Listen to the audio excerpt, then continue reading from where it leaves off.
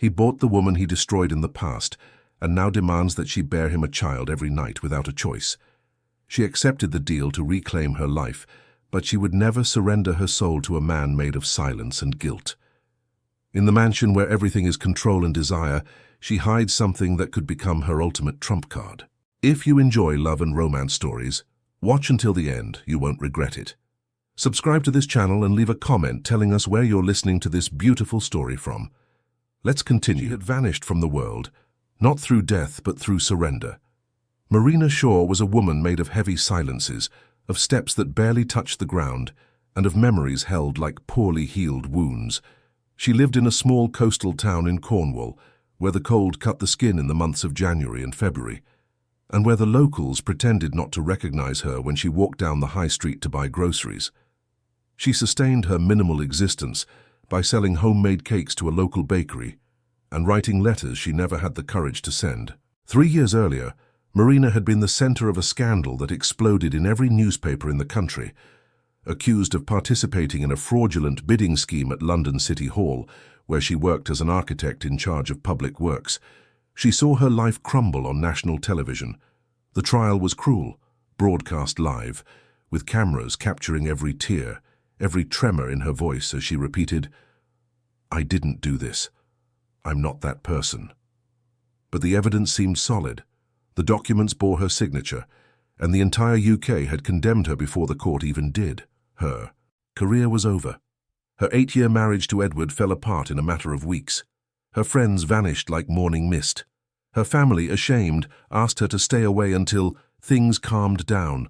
Marina lost everything: her flat in Notting Hill, her car, the savings spent on lawyers, and most importantly, she lost the will to continue existing in the world she knew. So she hid. In a small town where no one knew her, where she could be just Marina, the woman who made chocolate cakes and walked alone on the beach at dusk. She believed she was safe, there, that no one would recognize her again. But he recognized her. Gabriel Blackwood was made of concrete and steel, cold, calculating, shaped by losses that taught him never to trust anything but his own control. At 42, he was the owner of one of the country's largest construction firms, Blackwood Construction, headquartered in London with projects spread throughout the UK. A billionaire, powerful, respected, and feared in the business world. But behind this facade of success, Gabriel cultivated obsessions as other men cultivate hobbies. And the greatest of them had a first and last name: Marina Shaw. Gabriel knew every detail about that woman.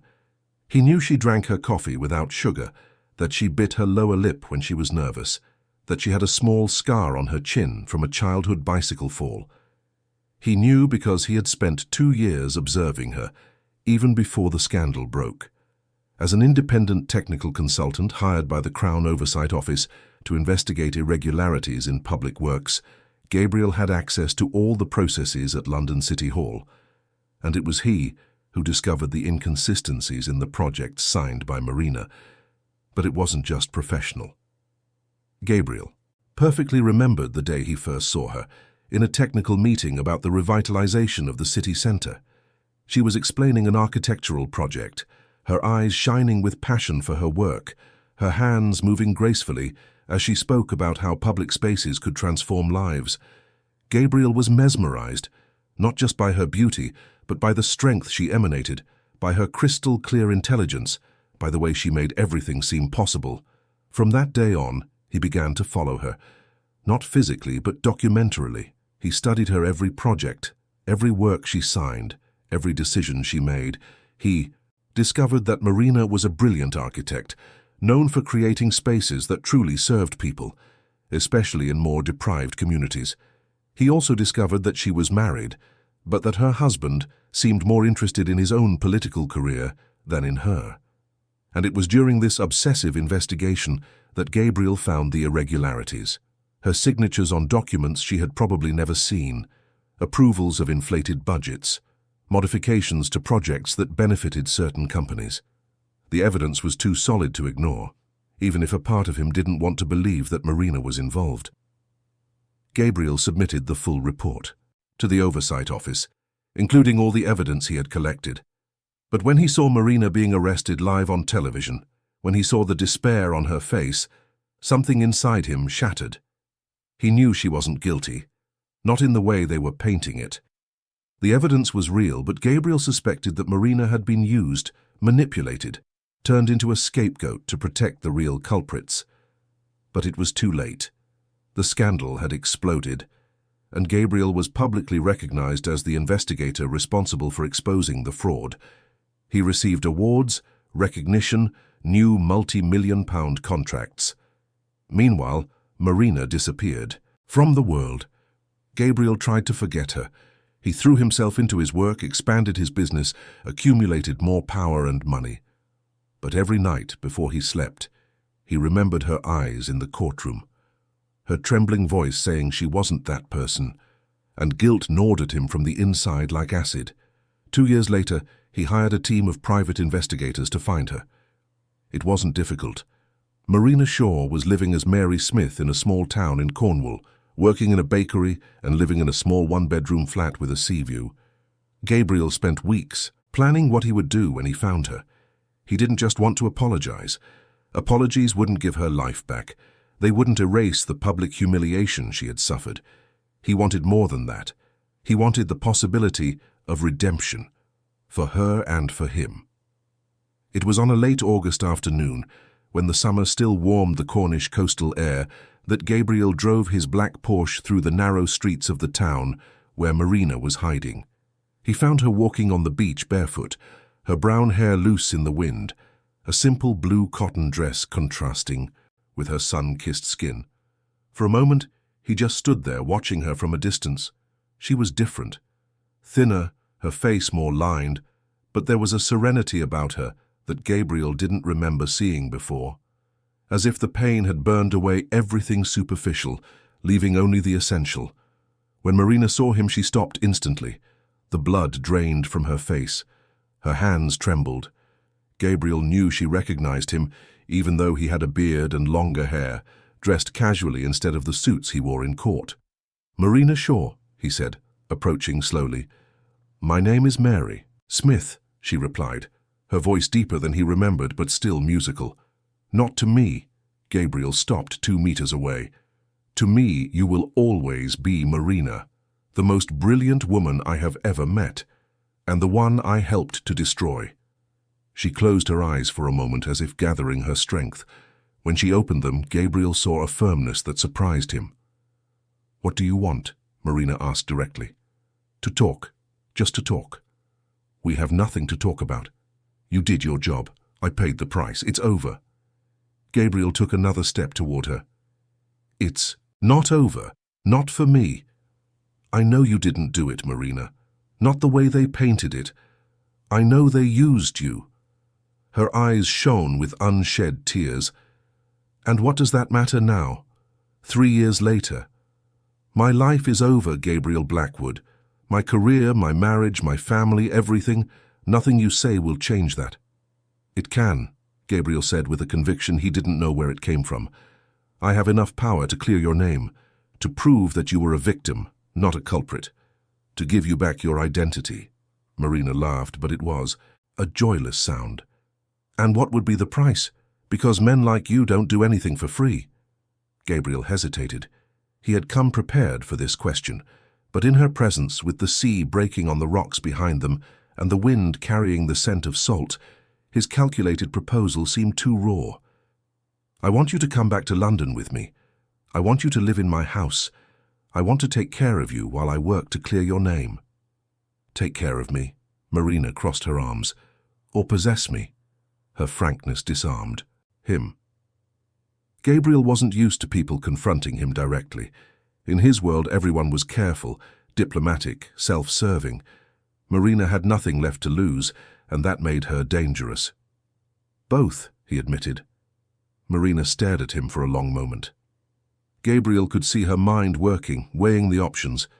Stay here, hidden, surviving on scraps, or return to the world that destroyed her, at the side of the man who handed her over. "For how long?" she finally asked. "Until I'm sure you're safe. That your reputation has been restored. That you have real choices again." And until you get tired of me. Gabriel shook his head. That won't happen. Marina took a few steps toward the sea, letting the cold water wet her feet. Gabriel followed her but kept his distance. You don't know me, she said without looking at him. You don't know who I've become in these 3 years. I'm no longer the brilliant woman you watched in court. I'm just the pieces that are left. Then let me get to know these pieces, Gabriel said softly. Let me help you put them back together. Marina turned to face him. You don't want to help me, Gabriel. You want to possess me because you feel guilty. You want me in your bed to ease your conscience. It's not about me. It's about you. Her surgical precision hit him like a punch. Gabriel knew she was right, at least partially. But he also knew there was something more, something he couldn't name. Perhaps, he admitted again. But the result will be the same. Your name cleared, your career restored, your life back. And if I say no? Gabriel looked her in the eye. Then I'll leave and you'll never see me again. But this might be your only chance. Marina, alone you'll never be able to reverse what happened. With me, you can have it all back. The silence stretched between them, broken only by the sound of the waves. Gabriel could see the internal war on her face, the rational woman who wanted her life back fighting against the wounded woman who no longer trusted anyone. If I accept, Marina said slowly, I want a few things clear. First, I am not your property. I may be in your house, in your bed, but my mind is my own. Second, the moment I decide I want to leave, you let me go, no blackmail, no threats. Third, you actually work to clear my name. It's not just an empty promise. Gabriel nodded. Agreed. And I want it in writing. A contract, signed and notarized. You don't trust me. I don't trust anyone anymore, Marina said simply. Gabriel extended his hand. Deal. Marina looked at his hand for a long moment before shaking it. The touch was electric, sending shockwaves up both their arms. Gabriel had to restrain himself from pulling her close right then and there. When do we leave? Marina asked, letting go of his hand. Tomorrow, if you want. But Marina, Gabriel paused. Once we leave here, there's no going back. Your life will change completely. Are you sure? Marina looked one last time at the sea, at the small town where she had hidden for 3 years, at the simple, safe life she was about to abandon. I haven't been sure of anything for a long time, she said, but I know I don't want to just survive anymore. I want to live again, even if it means risking everything. Gabriel smiled for the first time since he had arrived. Then let's live. They walked, together along the beach to his car, the setting sun painting everything in gold. Gabriel knew he was embarking on something that could destroy them both. Marina knew she was making a pact with the devil who had condemned her, but they both also knew that sometimes, to be reborn, one must first be willing to burn. The next day, Marina packed her simple bag, left the flat key with the landlady, thanked the bakery owner for 2 years of work, and got into Gabriel's Porsche, without looking back. The drive to London took 8 hours. They spoke little at first, but gradually the ice began to break. Gabriel told her about his company, about the projects he was developing. Marina talked about the cakes she had learned to make, about the beach walks that had become her daily ritual. They didn't mention the past. Not yet. It was as if they had made a silent agreement to start from scratch, at least until they reached London. Gabriel's mansion was in Kensington, a modern architectural marvel surrounded by high walls and meticulously kept gardens. Marina couldn't hide her awe as they passed through the electronic gate and saw the property. Impressive, she murmured. It was my mother's, Gabriel said, parking in the garage. She was an interior designer. She spent years designing every detail. Was? She died 5 years ago. Cancer. Marina felt a pang of empathy. I'm sorry. Gabriel just nodded and got out of the car. He helped Marina with her bag and led her through the main entrance. The interior was even more impressive than the exterior. High ceilings, designer furniture that was modern yet cozy, works of art on the walls, all executed with impeccable taste. But there was something cold about the atmosphere, as if it were a house from a magazine rather than a home. I'll show you to your room, Gabriel said, climbing the marble staircase. The room was larger than the entire flat where Marina had lived for the past 3 years. There was a king-size bed, a spacious walk-in closet, a balcony overlooking the garden, and a bathroom that looked like a spa. "It's beautiful," Marina said, genuinely impressed. Gabriel placed her bag on the bed. "You can decorate it however you like. Change whatever you don't like. This is your home now." "For now," Marina corrected him. "For now," he agreed. They looked at each other for a moment, the tension between them growing. Gabriel took a step toward her, but Marina stepped back. "No," she said firmly, "not today. I need time to adjust, to understand where I am and what this means." Gabriel stopped immediately. "Of course, you're in charge of your time, Marina, always." She nodded, acknowledging the promise. "Thank you." Gabriel headed for the door, but stopped in the doorway. "Dinner will be at 8, if you'd like to join me." "Where?" "The dining room, downstairs. If you prefer, I can have it sent up to you." Marina thought for a moment. "No, I'll come down. I have to start somewhere." Gabriel smiled slightly. "Good. See you at 8 then." When he left, Marina threw herself onto the bed and stared at the high ceiling decorated with delicate moldings. What was she doing? She had just moved into the house of the man who destroyed her life, agreeing to be, what exactly? His mistress? His gilded prisoner? His living penance? She didn't know. But for the first time in 3 years, she felt alive. Scared, confused, but alive. At 8 o'clock sharp, Marina went down to the dining room. She had chosen a simple dress she had brought from the small town, nothing compared to the sophisticated environment, but it was what she had. Gabriel was waiting for her, already seated at the head of the table, wearing a dress shirt with no tie. "You look beautiful," he said, standing up to pull out her chair for her. "Thank you." Marina sat down, noticing that he had arranged for an elaborate dinner: grilled salmon, shrimp risotto, expensive white wine. "You didn't have to be so formal," she said. "I wanted your first night here to be special." They ate in relative silence, but it wasn't uncomfortable. Marina could feel Gabriel's eyes on her constantly, studying her every move, every expression. It was unsettling and exciting at the same time. "Tomorrow I'll start working on your case," Gabriel said as they drank wine. "I have some excellent lawyers on my team. We'll review the entire process, find the inconsistencies, identify who was really behind the scheme." "Do you really think you can reverse this?" Marina asked.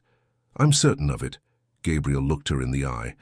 "I have enough influence, enough resources, and most importantly, I have the truth on my side.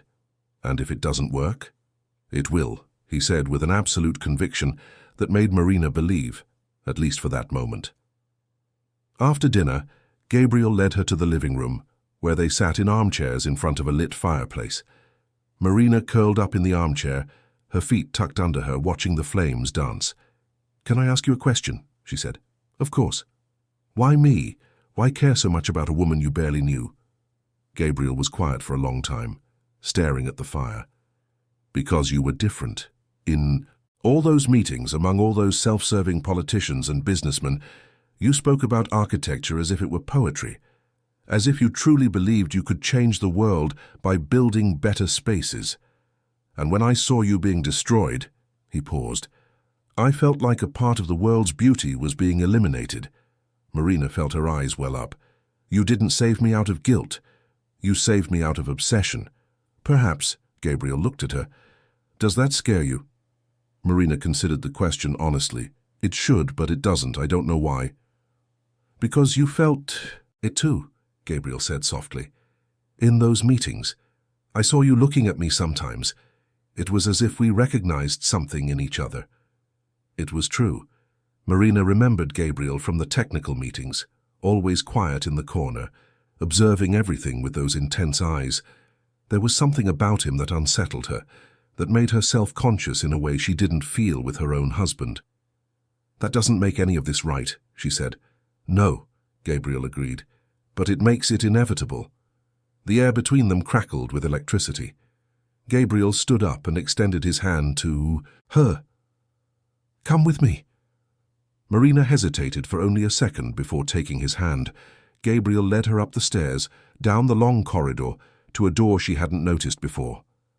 "This is my room," he said, opening the door. The room was masculine, elegant, dominated by a king-size bed with dark linens. Marina entered slowly, feeling her heart race. Gabriel closed the door behind them and stood just inches from her, but he didn't touch her.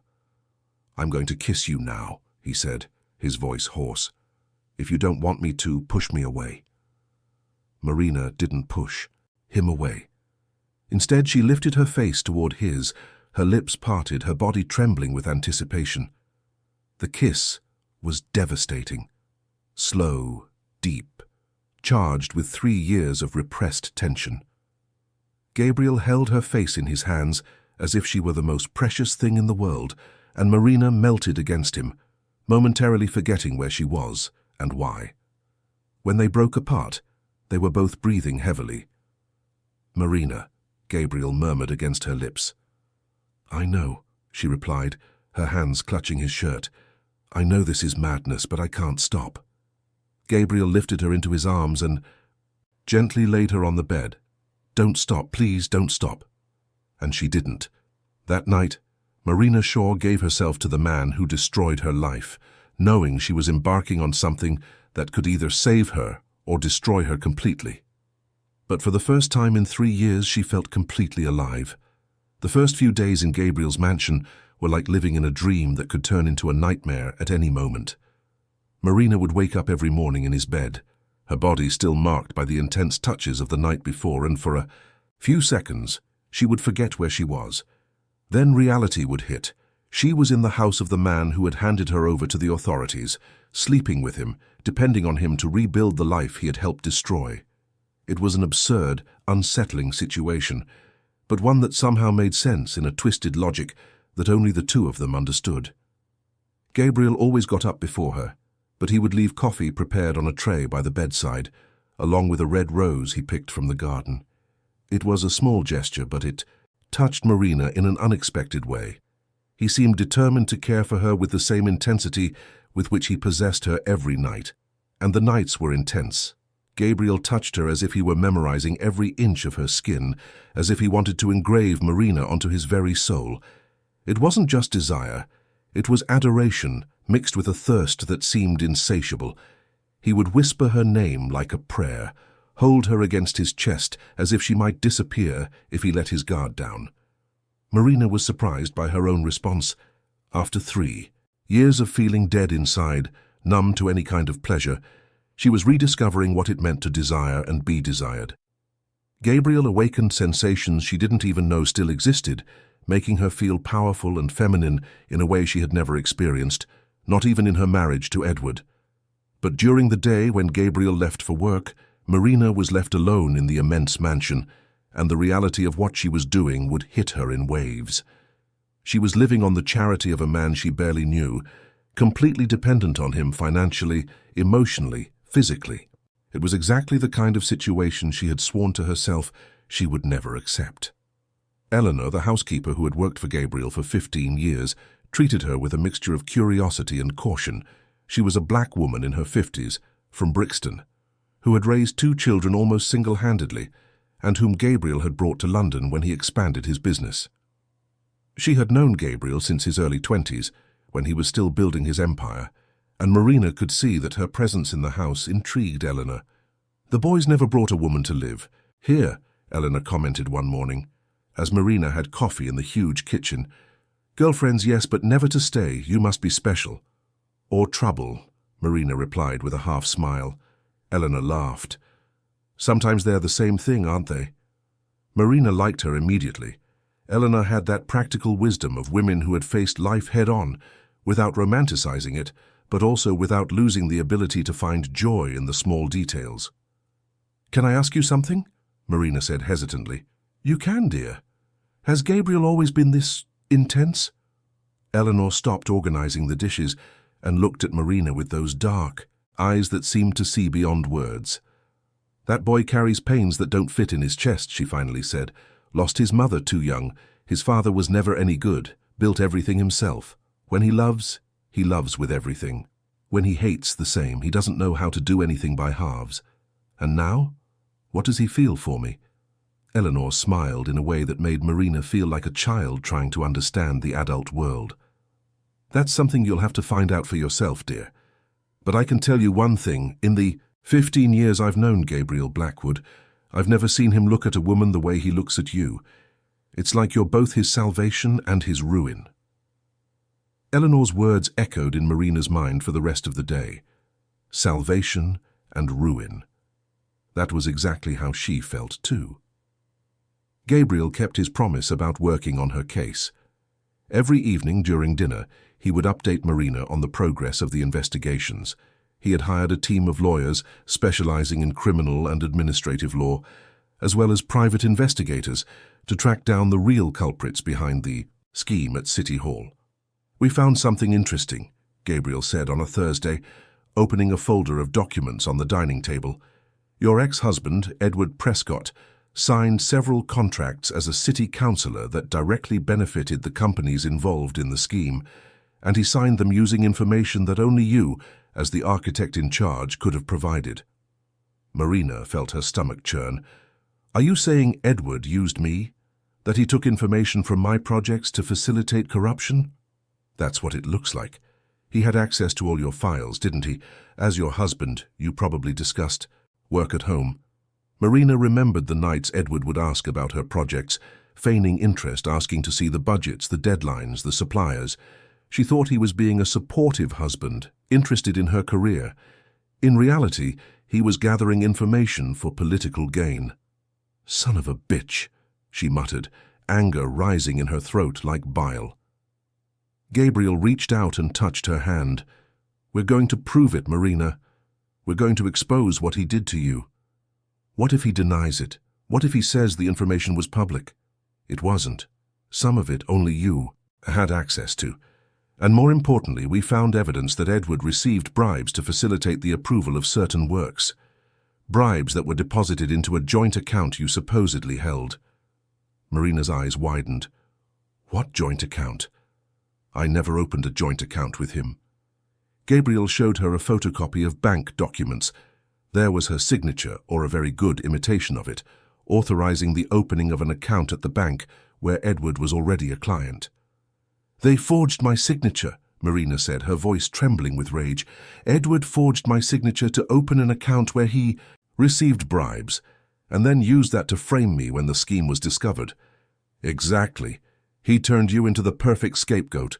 A competent architect who had access to all the necessary information, but who was too naive to realize she was being used." Marina stood up from the table abruptly, pacing the dining room like a caged animal.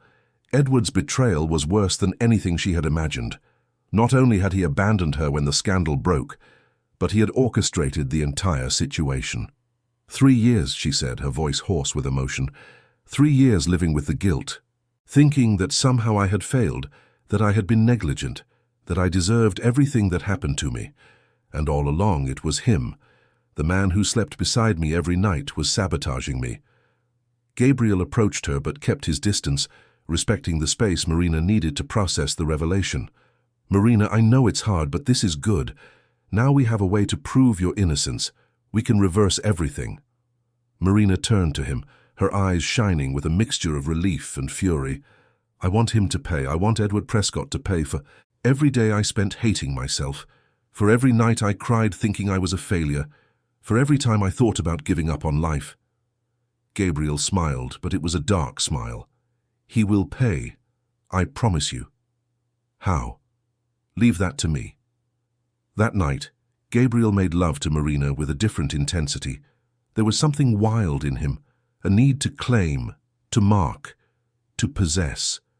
Marina responded with the same intensity, releasing all the anger and frustration of the last 3 years through desire. They moved together with perfect synchronization, as if they were two pieces of a puzzle that finally fit. Afterward, as Marina slept in his arms, Gabriel lay awake, planning the ruin of Edward Prescott. He knew exactly how to make a powerful man fall. He had learned that building his own empire.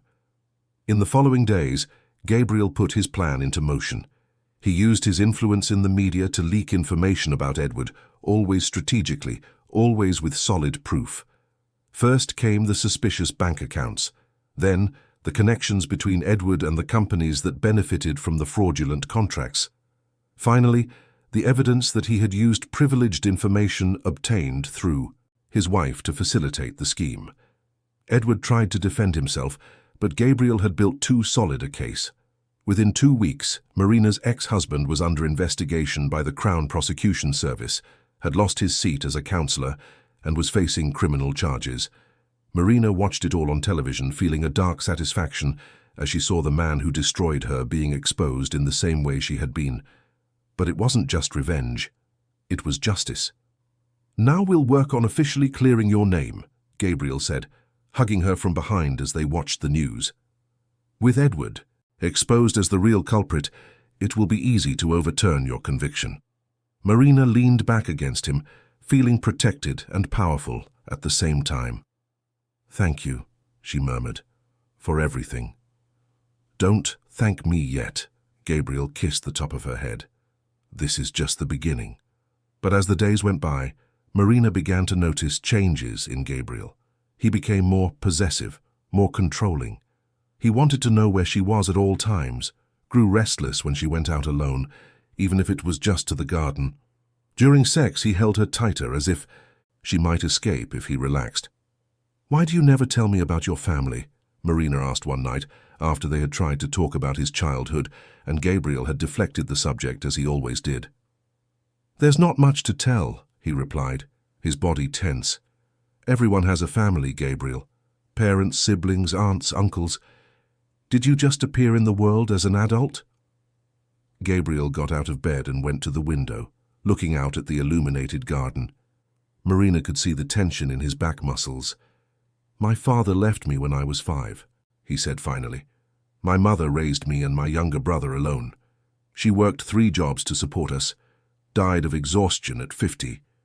And your brother?" Gabriel was quiet for so long that Marina thought he wouldn't answer. "He died at 15. Overdose. Couldn't handle the pressure of being poor in a world that didn't want him." Marina's heart ached. "Gabriel, I'm so sorry. That's why I built all this." He gestured to the luxurious room, to the house, to all the wealth that surrounded him. "To never depend on anyone again, to never feel powerless again." Marina got up and went to him, touching his back gently. "You're not alone now." Gabriel turned to her, his dark eyes filled with a pain he rarely showed. "Am I not?" "No," Marina said firmly. "You have me." Gabriel pulled her into his arms fiercely, burying his face in her neck. "Promise you won't leave. Promise you won't leave me." His intensity frightened Marina. "Gabriel." "Promise," he repeated, his voice hoarse with emotion. Marina hesitated. She knew she couldn't make a promise like that, not when she was still discovering who she was outside of the destruction of the past 3 years. Not when she didn't know if what she felt for Gabriel was love or gratitude or Stockholm Syndrome. "I'm not going anywhere right now," she said carefully. It wasn't the promise Gabriel wanted, and he knew it, but it was what Marina could give at that moment. From that night on, Marina began to notice more details about Gabriel that bothered her. The way he controlled every aspect of the house, how Eleanor walked on eggshells when he was in a bad mood, how he compulsively checked the property's security systems every night before bed. There was also a room on the 2nd floor that was always locked.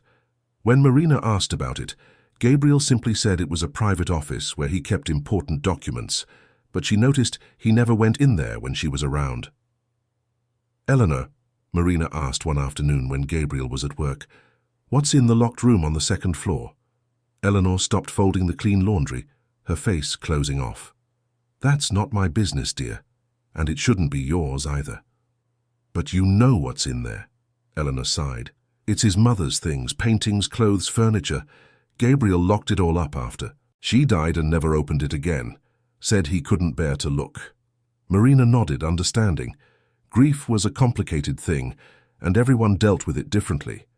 Gabriel obviously hadn't been able to process his mother's death yet, but there was something in the way Eleanor spoke that made Marina suspect the story wasn't that simple. A few nights later, Marina woke up and realized Gabriel wasn't in bed. The clock read 2 in the morning. She got up, put on a robe, and left the room to look for him. The house was dark and silent. Marina tiptoed downstairs, checking the living room, the study, the kitchen. Nothing. That's when she heard a sound from the second floor. Footsteps. Very slowly she went back up and followed the corridor until she stopped in front of the locked room.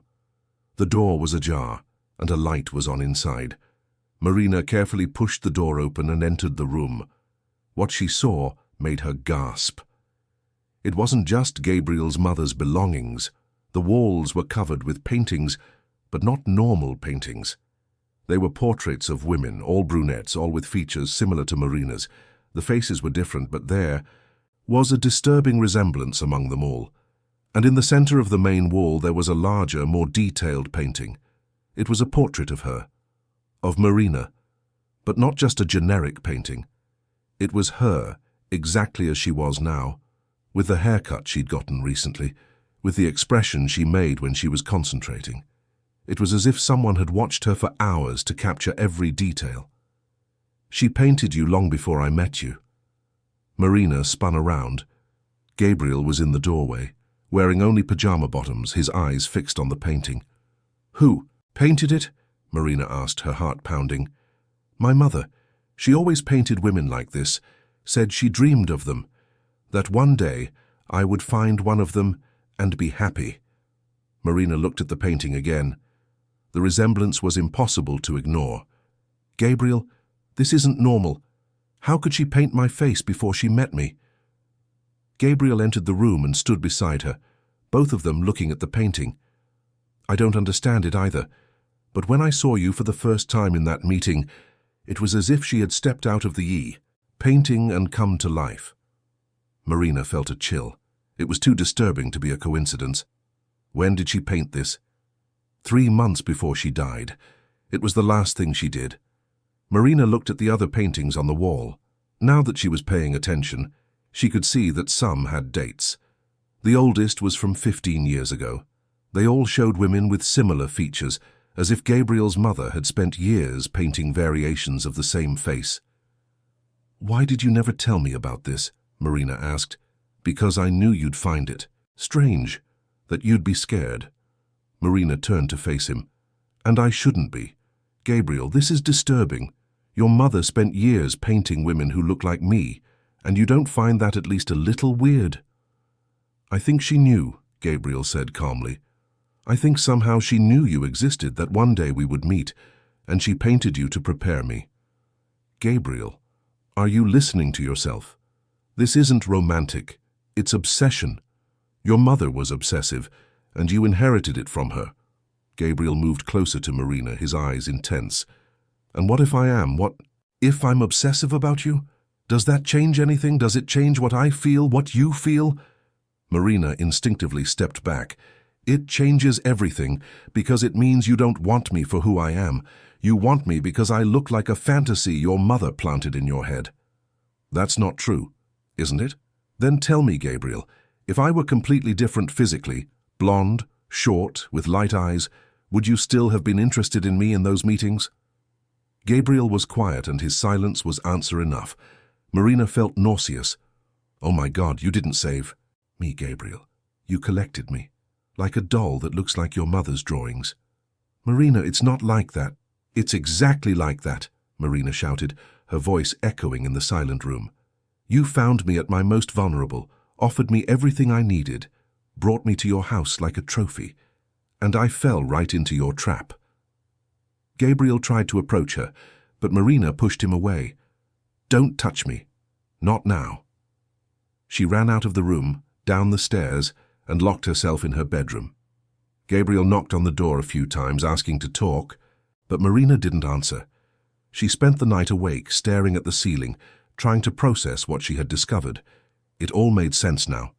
Gabriel's immediate intensity, the way he looked at her, as if she were a vision, the obsessive need to possess her, to control her, to have her always near. She wasn't Marina to him. She was the materialization of a fantasy his mother had created.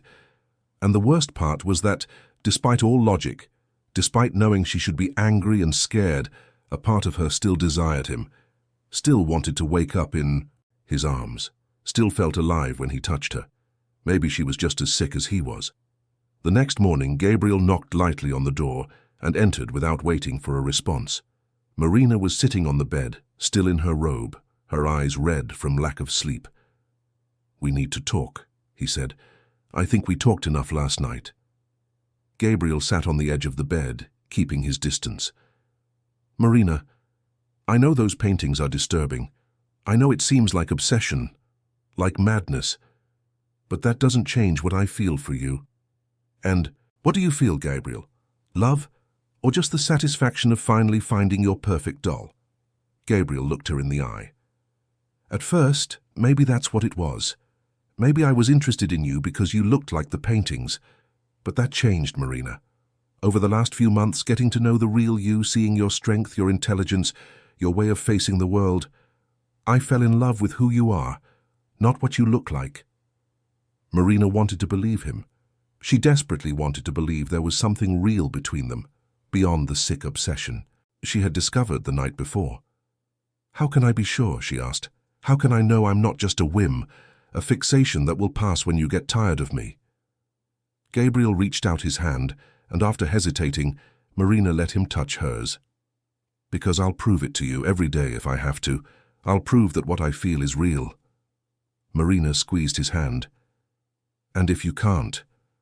What if I decide I can't live like this, being the embodiment of a dead woman's dreams?" Gabriel was quiet for a long moment. "Then I'll let you go, but please give me a chance. Give us a chance." Marina studied him for a long time. She saw the sincerity in his eyes, but she also saw the obsession, the sick need to possess her. He was a man torn between love and compulsion, and she didn't know which side would win. "All right," she said finally.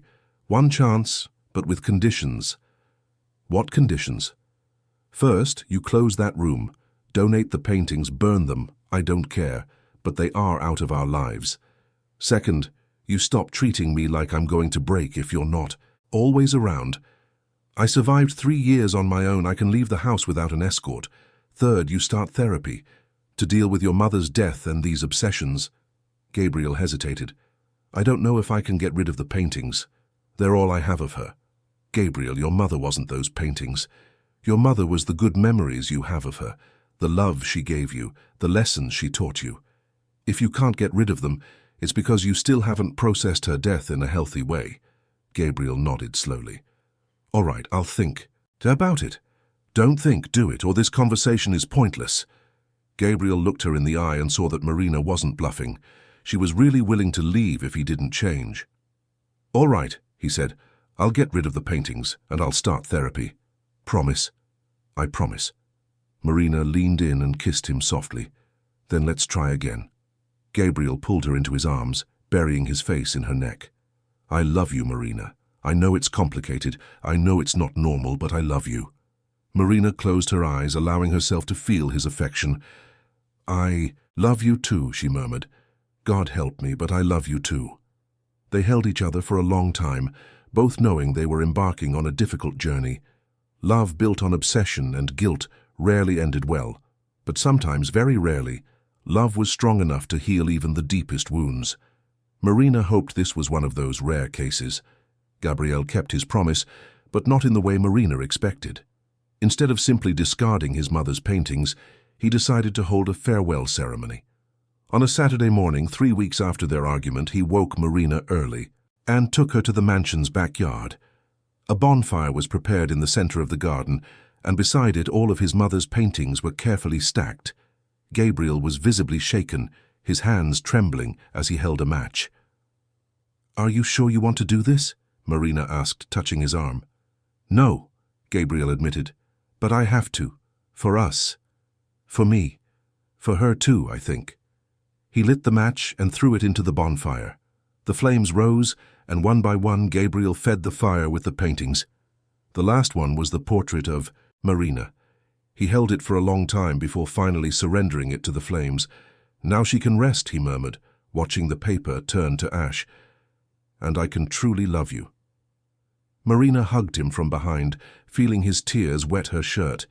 It was a painful moment, but a necessary one. Gabriel was finally letting the past go. In the following days, there was a palpable change in his behavior. He remained intense, passionate, but the sick obsession had subsided. He gave Marina space to breathe, to go out alone, to make her own decisions. He started therapy, with a psychologist specializing in grief, twice a week. Marina also went back to work. Gabriel used his connections to get her hired as an independent consultant for an architecture firm specializing in social projects. It was exactly the kind of work she had always wanted to do, creating spaces that truly impacted people's lives. The first project was the revitalization of a square in central London. Marina immersed herself in the work with a passion she had lost during the years of scandal and exile. She was once again the brilliant woman Gabriel had fallen for in the technical meetings, but now with a depth and maturity that only pain could teach. "You're radiant," Gabriel commented one night, as Marina showed him the first drafts of the project. "It's like watching you be reborn." "It's how I feel," Marina smiled, spreading the drawings on the dining table. "For the first time in years, I feel like I'm doing something that matters." Gabriel studied the projects with genuine interest. Marina had designed a space that served both children and the elderly, with recreational areas, a community garden, and a small amphitheater for cultural events. "It's perfect," he said. "This is exactly the kind of project that should win architecture awards." "I don't care about awards," Marina replied. "I care about knowing that in 6 months, children will play here, families will have picnics, grandparents will tell stories in the amphitheater." Gabriel approached her from behind, wrapping her in a hug. "This is why I fell in love with you. Not because of my mother's paintings, not out of obsession, but because of this beautiful soul that can see beauty and possibility where others only see problems." Marina leaned against him, feeling safe and loved in a way she had never experienced before. "Are you sure it's not just sexual gratitude?" she joked. Gabriel laughed, kissing her neck. "Well, that's incredible too." Their life was finding a healthy rhythm. Gabriel worked during the day expanding his business. Marina developed her architectural projects, and in the evening they would meet for dinner, talk, and discover each other in a deeper way than just the intense physical attraction of the first few months. But the peace was shattered on a Tuesday in October. Marina was working from home when Eleanor entered her makeshift office with a worried expression. "There's someone at the door, wanting to speak with you, dear." "With me? Who?" "He said he's your ex-husband." Marina felt her blood run cold. Edward. After months with no news, he had shown up at Gabriel's house. "Is he alone?" "Seems so. But he's nervous, pacing back and forth like a caged animal." Marina saved the file she was working on and went down to the main living room. Through the window she could see Edward outside the electronic gate. He looked different, thinner, with deep dark circles under his eyes, his clothes wrinkled. The fall had been hard on him. "Eleanor, can you open the gate for him? But stay close. If I scream, call security." Eleanor nodded and went to open it. A few minutes later, Edward entered the room. Marina had positioned herself behind the sofa, using it as a barrier between them. "Marina," Edward said, his voice hoarse. "Finally." "What do you want here, Edward?" He looked around the luxurious room, his jaw tight. "Impressive how quickly you recovered. From the scandal straight to a billionaire's mansion, always clever. Say what you want or leave." Edward took a step closer but stopped when he saw Marina retreat. "I want you to drop the charges against me." Marina almost laughed. "What charges? I didn't press any charges against you. I just told the truth when I was asked." "Your truth is destroying me. I've lost everything, Marina. My position, my political career, my reputation. I'm facing criminal prosecution because of what you told those investigators." "Good," Marina said coldly. "Maybe now you'll understand how I felt when you used me as a scapegoat." Edward ran a hand through his hair, frustrated. "I didn't want you to get hurt. When the scheme was discovered, I panicked. I needed to protect my career. And you sacrificed me in the process." "It wasn't personal, Marina. It was survival." Marina felt a cold anger rising in her chest. "Not personal. Edward, you forged my signature, used information I shared with you as your wife turned me into a criminal to save your own skin. And it wasn't personal? You can forgive me. We can start over. Away from all this. Away from him. Edward gestured to the house. I know you don't love Gabriel Blackwood. You're with him out of gratitude, out of convenience, but we have history, Marina. 8 years of marriage. 8 years, in which you deceived and used me. Edward took another step toward her. I made mistakes, but I can fix them. We can start from scratch. I love you, Marina. I never stopped loving you. Don't come near me, Marina said firmly, and get out of my house. Our house, Edward corrected. Remember, the flat in Notting Hill we bought together? It's still yours too. We can go back there. Marina looked at him with disdain. That house doesn't exist for me anymore, just like our marriage, just like anything that ever existed between us. Edward stopped walking and looked at her with an expression Marina couldn't identify. So it's true. You really fell in love with the man who threw you to the wolves. Gabriel didn't throw me anywhere. He did his job. You're the one who betrayed me. Gabriel Blackwood destroyed you, Marina, and now you're sleeping with him like a grateful whore. The insult hit Marina like a slap. Get out, now! Or what? You'll call your billionaire boyfriend to throw me out? You'll cry on his shoulder like a damsel in distress? Marina picked up the phone from the coffee table. I'm calling security. Edward moved, quickly, trying to snatch the phone from her hand. Marina screamed, and at the same moment, the living room door burst open violently. Gabriel entered like a hurricane, his eyes fixed on Edward. He had come home early and heard Marina's scream. Without hesitation, he grabbed Edward by the shoulders and shoved him against the wall. Get your hands off her, Gabriel snarled, his voice low and dangerous. Gabriel, stop, Marina said, worried by the violence she saw in his eyes. He was leaving. No, I wasn't, Edward said defiantly. I came to get my wife. Ex-wife, Gabriel corrected, tightening his grip on Edward's shoulders. Who is now with me of her own free will. Edward laughed with disdain. Free will? You bought her, Blackwood. Offered her money and power in exchange for sex. There's a name for that. Gabriel let go of Edward, only to punch him in the stomach. Edward doubled over in pain, gasping. Gabriel, stop, Marina shouted. You're being just like him. Gabriel stopped, breathing heavily, but kept Edward pinned against the wall. You have 10 seconds to get out of my house before I call the police and file a complaint for trespassing and threatening behavior. This isn't over, Edward said, straightening his clothes. Marina, when you get tired of being his doll, look for me. I'll be waiting. Edward left the room, and a few minutes later they heard the gate closing. Gabriel turned to Marina, who was visibly shaken. Are you okay? He asked, approaching carefully. I am, Marina said, but her hands were trembling. He scared me, but I'm okay. Gabriel hugged her, feeling the tension in her body. What did he want? For me to drop the charges against him, for me to go back to him. Gabriel held her tighter. And did you consider it?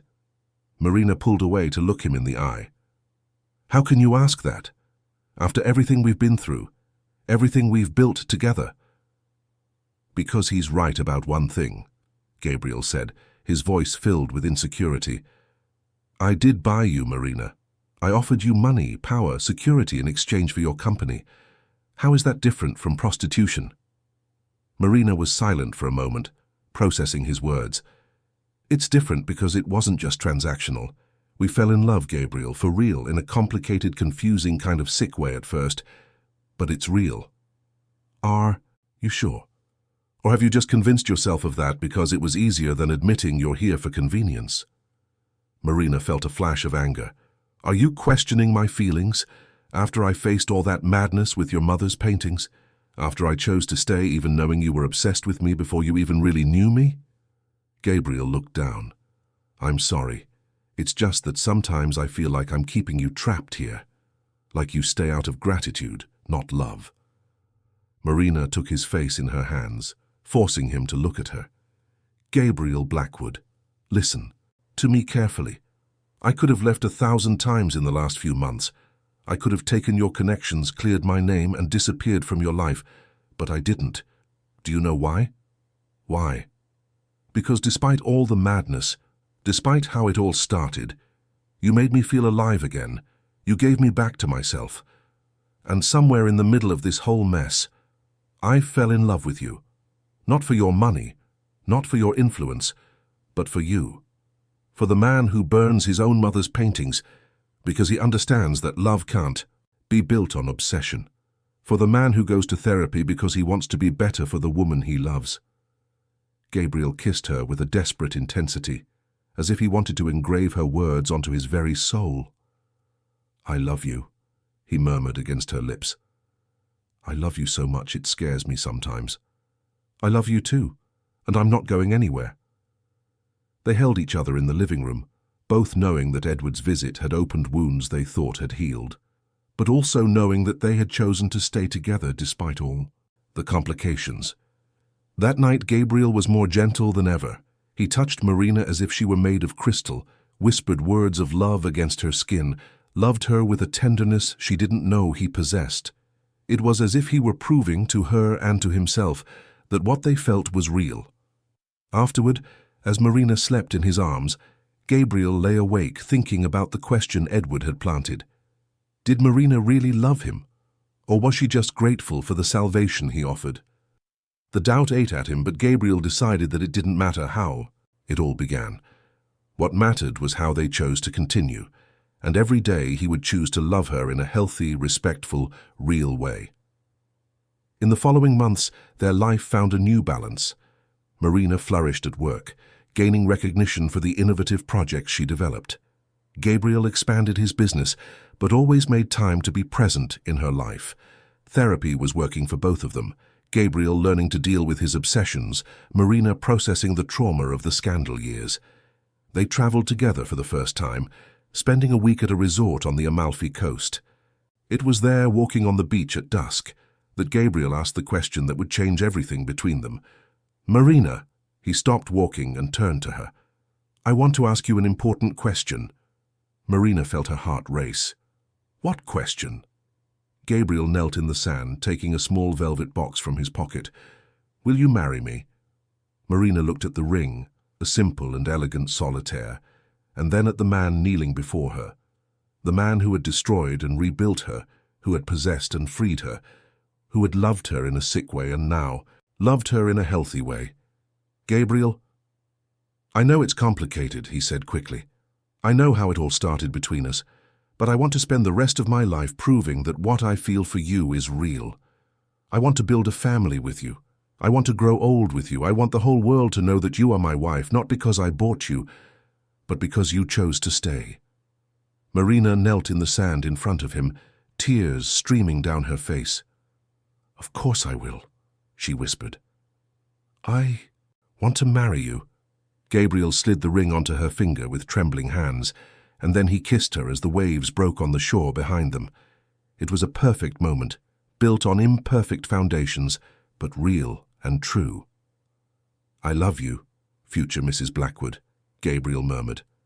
"I love you too, future husband," Marina replied, laughing through her tears. They held each other on the beach until the sun had completely set, planning the future they would build together. It wouldn't be easy. No love built on ashes ever was. But it would be real. And sometimes, Marina thought, watching the stars appear in the sky, real love was all two broken people needed to heal each other. The wedding preparations revealed a new side of Gabriel that Marina hadn't known. He was a perfectionist, down to the last detail. He wanted everything to be perfect for her, for the ceremony to erase once and for all any doubts about the legitimacy of their relationship. "It's just a wedding, Gabriel," Marina laughed, finding him on a Thursday morning surrounded by flower catalogues, catering menus and invitation samples. "It doesn't have to be the party of the century." "Yes, it does," Gabriel said seriously, showing her two almost identical floral arrangements. "It's going to be the most important day of our lives. I want it to be perfect for you." Marina sat beside him, gently touching his hand. "Gabriel, you could give me a registry office ceremony with 2 witnesses, and I would be the happiest woman in the world. It's not about the party, it's about what we're promising each other." Gabriel stopped flipping through the catalogues and looked at her. "Are you sure? Because I can hire the best event planner in London. Have it at a country." estate, fly-in guests from all over the world. I don't want any of that, Marina said firmly. I want a small, intimate ceremony just for the people who really matter. I want to marry you, not put on a show to impress society. Gabriel nodded slowly. So what do you want? Marina thought for a moment. The ceremony here in the garden of our house. A few guests. Eleanor, your therapist, some friends from your work, my sister Anne if she wants to come. Something simple and true. Will your sister want to come? Gabriel asked, curious. Marina rarely spoke about her family. I don't know, Marina admitted. We haven't spoken since the scandal. She was ashamed, just like the rest of the family, but I think she deserves the chance to decide. Gabriel took Marina's phone from her hands. Call her. Now. Gabriel. Now, Marina. If you're going to reconcile, let it be at our wedding. I don't want you to have any regrets. Marina hesitated, but she dialed the number she knew by heart. Anne answered on the third ring. Marina, is that really you? Hi, Anne, it's me. Oh my God, it's been so long. How are you? Where are you? Marina looked at Gabriel, who gave her an encouraging gesture. I'm fine, Anne. I'm in London, and I'm calling because, well, I'm getting married. Silence on the other end of the line. Anne, are you there? I'm here. Her sister's voice came out small. You're getting married. To whom? Gabriel Blackwood. Another silence, longer this time. The businessman? The same one who provided the evidence that convicted me. Yes. It's complicated, Anne, but we fell in love. And he helped me clear my name. Edward was the guilty one. No, Anne said quietly. I saw it in the news when they arrested Edward. I was happy you were exonerated, but I was sad I didn't know where you were to celebrate with you. Marina felt her eyes well up. Do you want to come to the wedding? It's next week, here in London. Of course I want to, Anne replied without hesitation. Marina, I'm so sorry I disappeared when you needed me most. I was scared of what people would say, of how it would affect my career. I was a coward. You weren't, Anne. You were human. I understand. No, you don't. A sister doesn't abandon another. But if you'll let me, I want to be part of your life again. Marina cried openly now, Gabriel holding her free hand. Of course I'll let you. You're my only family. They talked for another hour, Marina telling her everything that had happened in the last few years, Anne apologizing repeatedly and promising to come to London 2 days before the wedding to help with the preparations. When she hung up, Marina was emotionally exhausted but happy. Thank you, she said to Gabriel, for pushing me to do that. Family. Say is important, Gabriel replied. Even when they disappoint us, they're still family. The following week flew by. Anne arrived on Tuesday, a more mature and humble version of the sister Marina remembered. They spent hours talking, catching up, with Anne getting to know Gabriel and being surprised by his kindness and attentiveness to Marina. He really loves you, Anne commented as they arranged flowers in the garden. You can see it in the way he looks at you.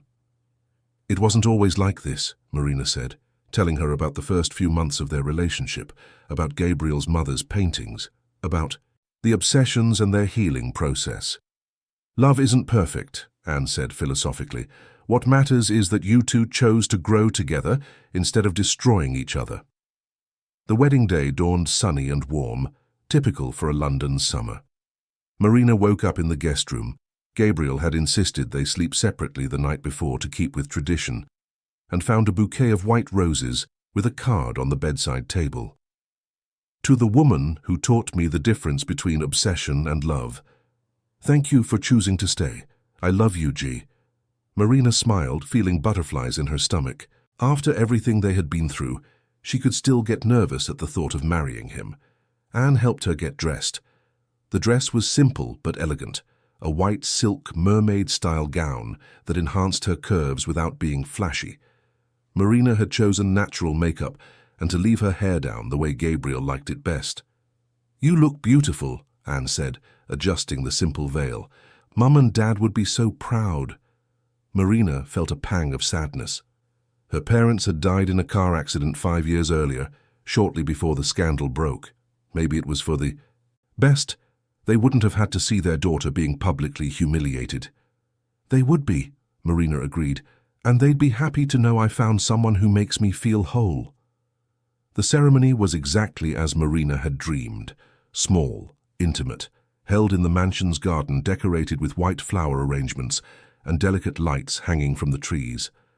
Only 15 guests, including Eleanor, who cried throughout the entire ceremony. When Gabriel saw her walking down the small petal-strewn aisle they had set up, his eyes filled with tears. Marina had never seen him cry before. He looked handsome in a dark suit, his hair combed back, but it was the raw emotion on his face that made her certain she was making the right decision. "You're perfect," he murmured, when she reached the makeshift altar. "You too," she replied, holding his hands. The registrar Gabriel had hired conducted a simple but moving ceremony. When it was time for the vows, Gabriel took a piece of paper from his pocket. "Marina," he began, his voice choked with emotion, "I promise to love you every day for the rest of my life. Not in the obsessive, possessive way I loved you at the beginning, but in the healthy, respectful way I learned from you. I promise to support you in your dreams, to give you space to grow, and to always choose you, even on the difficult days. You saved me from myself, and now I want to spend my life saving you too. Not because you need saving, but because that's what people who love each other do for one another." Marina hadn't prepared written vows. She spoke from the heart.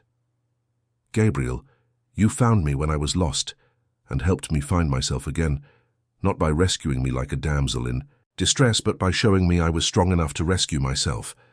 I promise to love you with the same intensity you love me. I promise to challenge you when you're wrong, to support you when you're right, and to build a beautiful life with you based on truth, not fantasy. You are my past, my present, and my future." When the registrar declared them husband and wife, Gabriel kissed Marina with a tenderness that made all the guests sigh. It was the kiss of a man who had finally found his home. The reception was simple but joyful. Dinner. In the garden, live music played by a string quartet dancing under the stars. Gabriel and Marina opened the dance floor with "The Way You Look Tonight." "I don't regret anything," Marina murmured in his ear as they danced. "Neither do I," Gabriel replied, spinning her gently. "Not even the difficult way we found each other." "Maybe it was the only way possible," Marina said thoughtfully. "Normal people have normal relationships. People like us needed all this madness to get here." Gabriel laughed softly. "People like us? Broken people who recognized each other's wounds. And now?"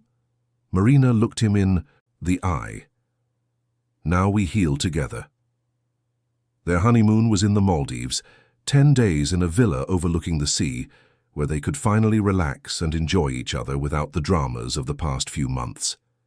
Gabriel was lighter than Marina had ever seen him, as if the wedding had finally erased his insecurities about the legitimacy of their relationship.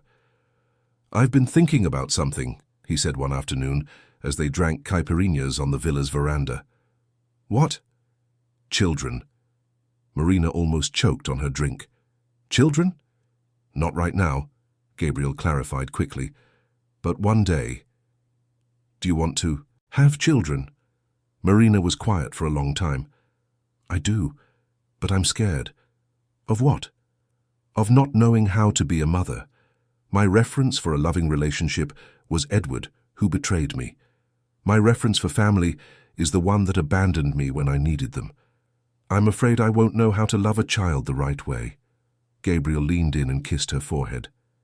"Marina, you love in a way that fixes broken people. Imagine what you would do for a child who was born to be loved by you." Marina smiled, her heart warming at the thought.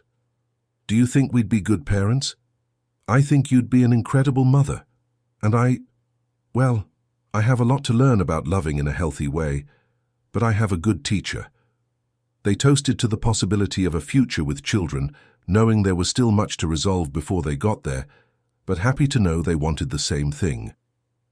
When they returned to London, Marina dove into a new architectural project, the renovation of a community centre on the outskirts of the city.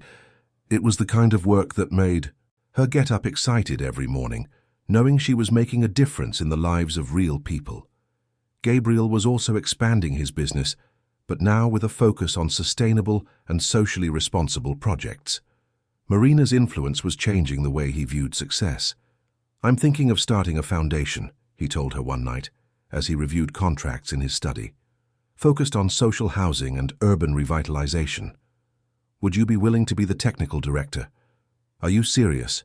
Completely, just imagine, combining my capital with your architectural vision to create projects that truly transform communities. We could make history." Marina's eyes lit up with excitement. It was exactly the kind of work she had always dreamed of, but on a scale she never imagined possible. "Yes," she said without hesitation. 1,000 times yes." Gabriel smiled and pulled her onto his lap in the study's armchair. "Then let's change the world, Mrs. Blackwood." "Let's change the world, Mr. Blackwood." They kissed in the study, both knowing they were embarking on a new phase of their lives, no longer just a couple trying to heal each other, but life partners determined to use what they had built together to make a difference in the world. But the past had not yet finished exacting its price. A week later, Marina was working on the community center project when she received an unexpected call. It was a number she didn't recognize, but something made her answer. "Marina? It's Carla, Edward's lawyer." Marina felt her blood run cold. Edward had tried to get in touch a few times since his visit to the mansion, but Gabriel had advised her not to respond. Now he was using his lawyer. "What do you want?" "Edward is in a very difficult situation, Marina. The criminal proceedings are moving forward. He could face up to 10 years in prison. He wants to make a deal." "What kind of deal?" "He's willing to publicly confess that you were a victim, not an accomplice. He will completely clear your name, take full responsibility. In return, he wants you not to testify against him at the trial."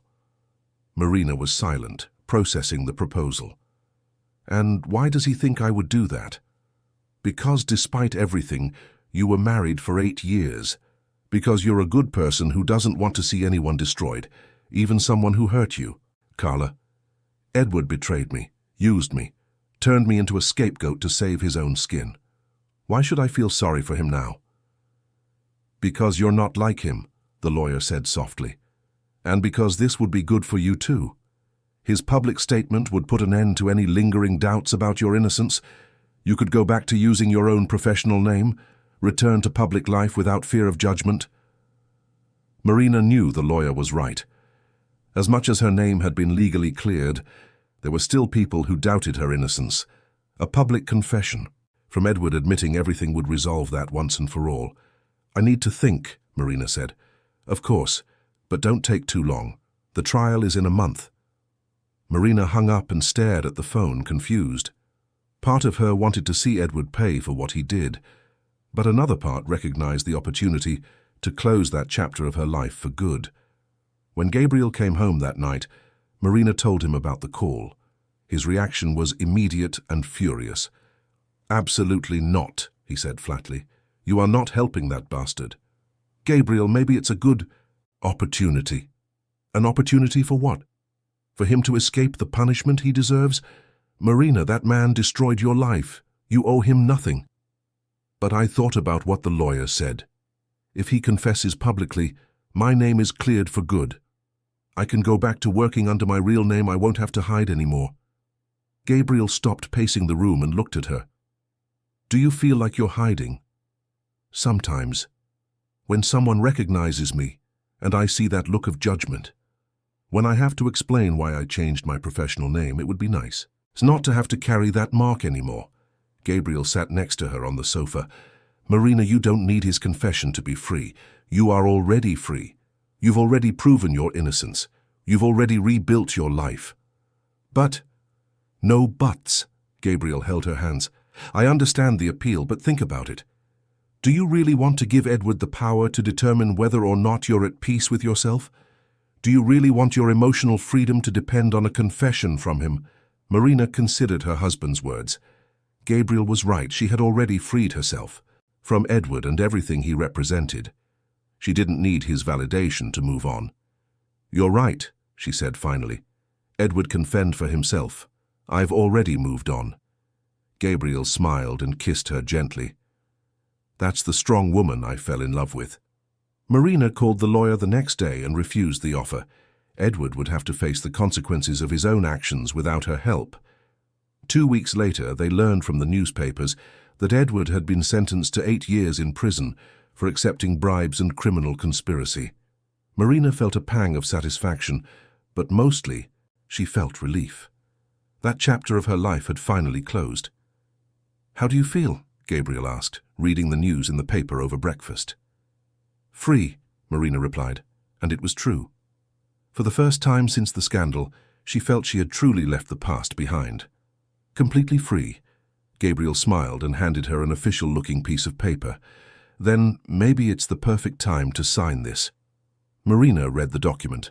It was the deed of incorporation for the Blackwood Shore Foundation, dedicated to social housing and urban revitalization projects, with her as the technical director and Gabriel as the chairman of the board.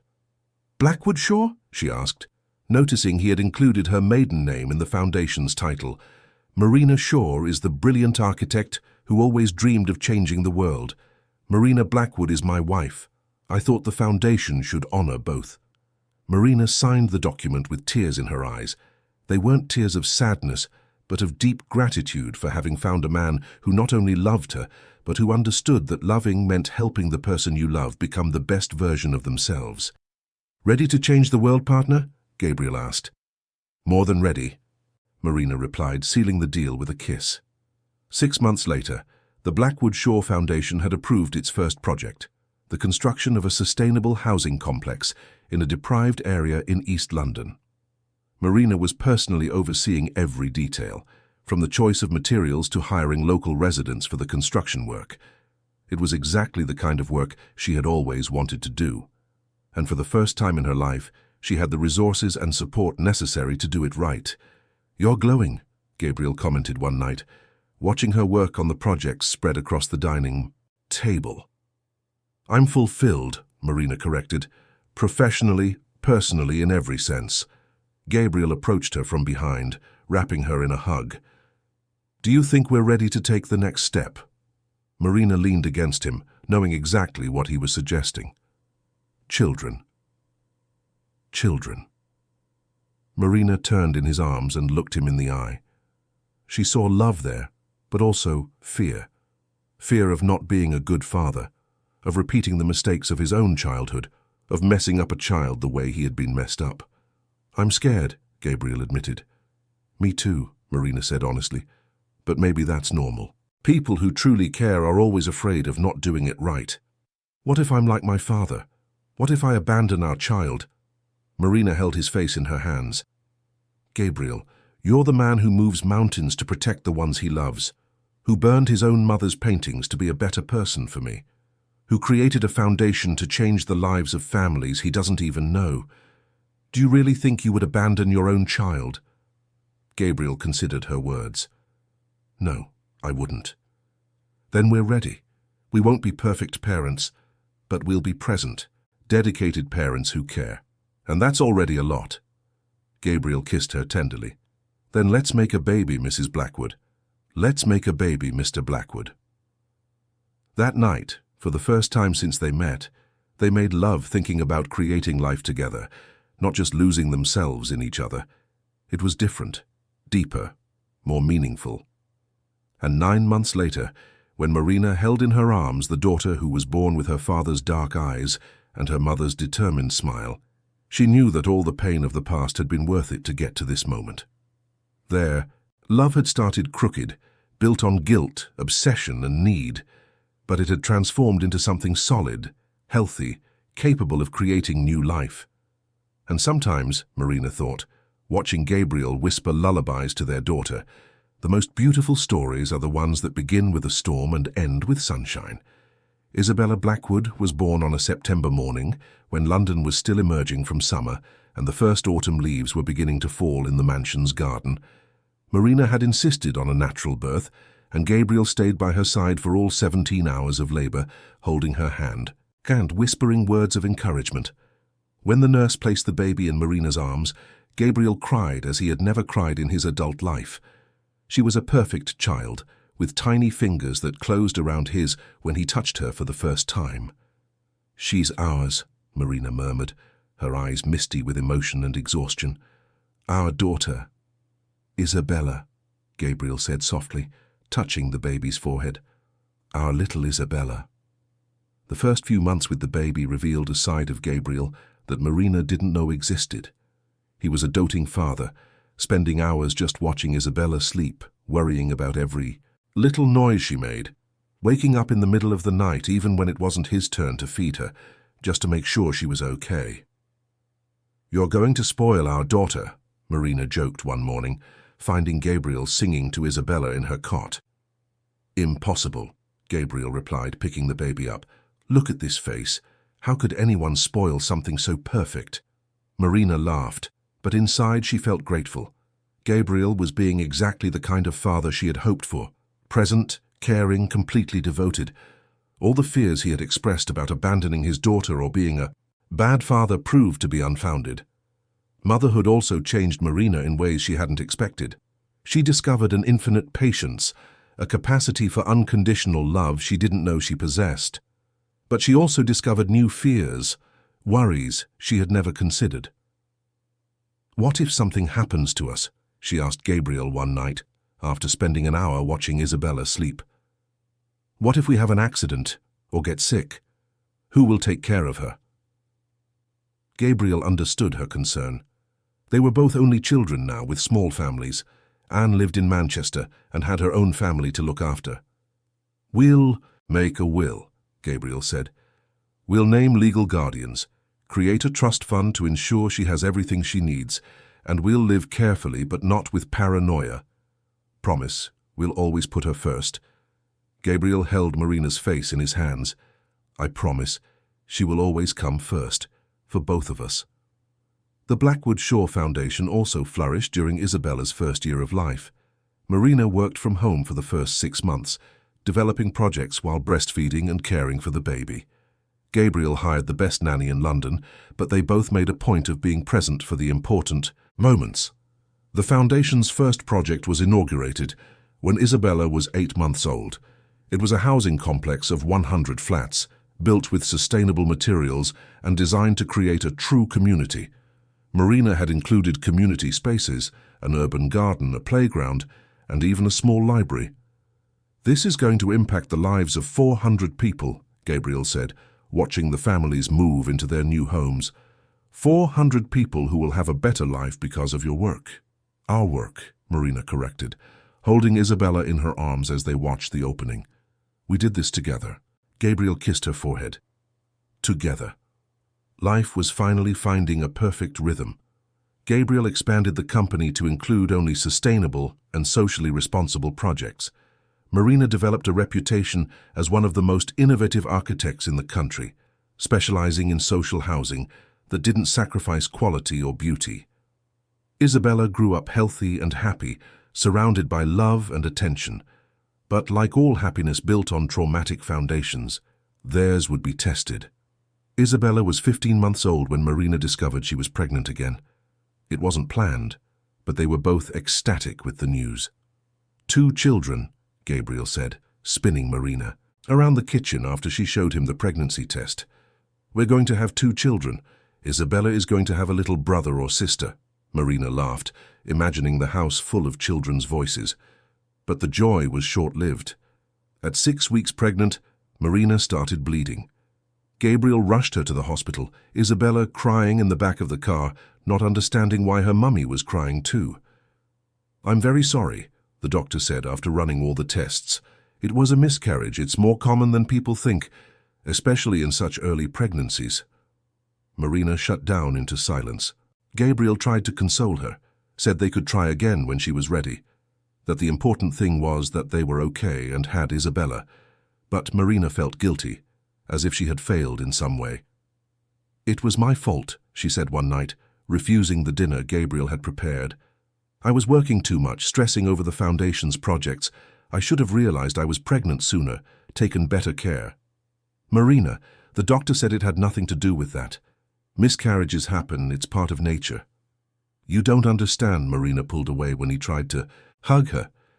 I lost a baby before, when I was married to Edward. I never told you because I thought it didn't matter anymore." Gabriel was silent, absorbing the information. "I was 3 months pregnant when I found out about the first corruption scheme Edward was involved in. The stress, the fights, the pressure. I lost the baby. I thought this time would be different, that I was in a better, happier situation. But still—" "Marina," Gabriel approached carefully, as if she might break. "You are not responsible for either loss. These things happen. They are not your fault." "Then, why do I feel like I'm cursed? Why do I feel like I don't deserve to have more children besides Isabella?" Gabriel held her in his arms, feeling her tears wet his shirt. "Because pain makes us think irrational things. But you are not cursed, Marina. You are the most incredible mother Isabella could have. And if we want to try again in the future, we will. No rush, no pressure." Marina cried in his arms for a long time, releasing a pain she had held for years. The loss of the first baby had been yet another trauma that Edward had indirectly caused, and she had never fully processed that grief. Gabriel cancelled all his professional commitments for the next few days to be with Marina and Isabella. He cooked for them, read stories, played in the garden, did everything he could to bring some normality back to their family routine. "Thank you," Marina said one afternoon, finding Gabriel playing with dolls with Isabella in the living room. "For taking care of us." "That's what I'm here for," Gabriel replied, picking Isabella up. "For the good times and the bad." Gradually, Marina began to recover from the loss. She returned to work on the Foundation's projects, started smiling genuinely again, started making plans for the future. But something had changed in her. There was a new fragility, a fear that happiness could be taken away from her again. Gabriel noticed the change and did what he could to restore her faith in life. He organized a family trip to the beach, where they spent a whole week just relaxing and enjoying each other. He hired a photographer to do a family photo shoot in the house's garden. Small gestures to remind Marina that they had a beautiful life together, regardless of the plans that didn't work out. "You know what I've learned?" Marina said one night as they watched Isabella sleep in her cot. "That happiness isn't a destination. It's a choice we make every day." "And what's your choice today?" Gabriel asked. "I choose to be happy with what I have. With you, with our daughter, with the life we've built together. I choose to stop worrying about what could go wrong and focus on what's going right." Gabriel smiled and kissed her gently. "Then let's be happy together." In the following months, Marina flourished again. The Foundation launched its second project, a community center with a vocational school in a deprived area in the south. Marina was personally involved in every detail, visiting the community weekly to monitor progress. It was during one of these visits that she met Lucy, a 40-year-old woman raising 5 children alone after her husband died in a work accident. "Dr. Shaw," Lucy said after a meeting with the residents, "can I have a word?" Marina approached, noticing the woman's nervousness. "Of course, Lucy, what's wrong?" "It's about my eldest son, Charlie. He's 16 and very smart, you know. Always got good grades.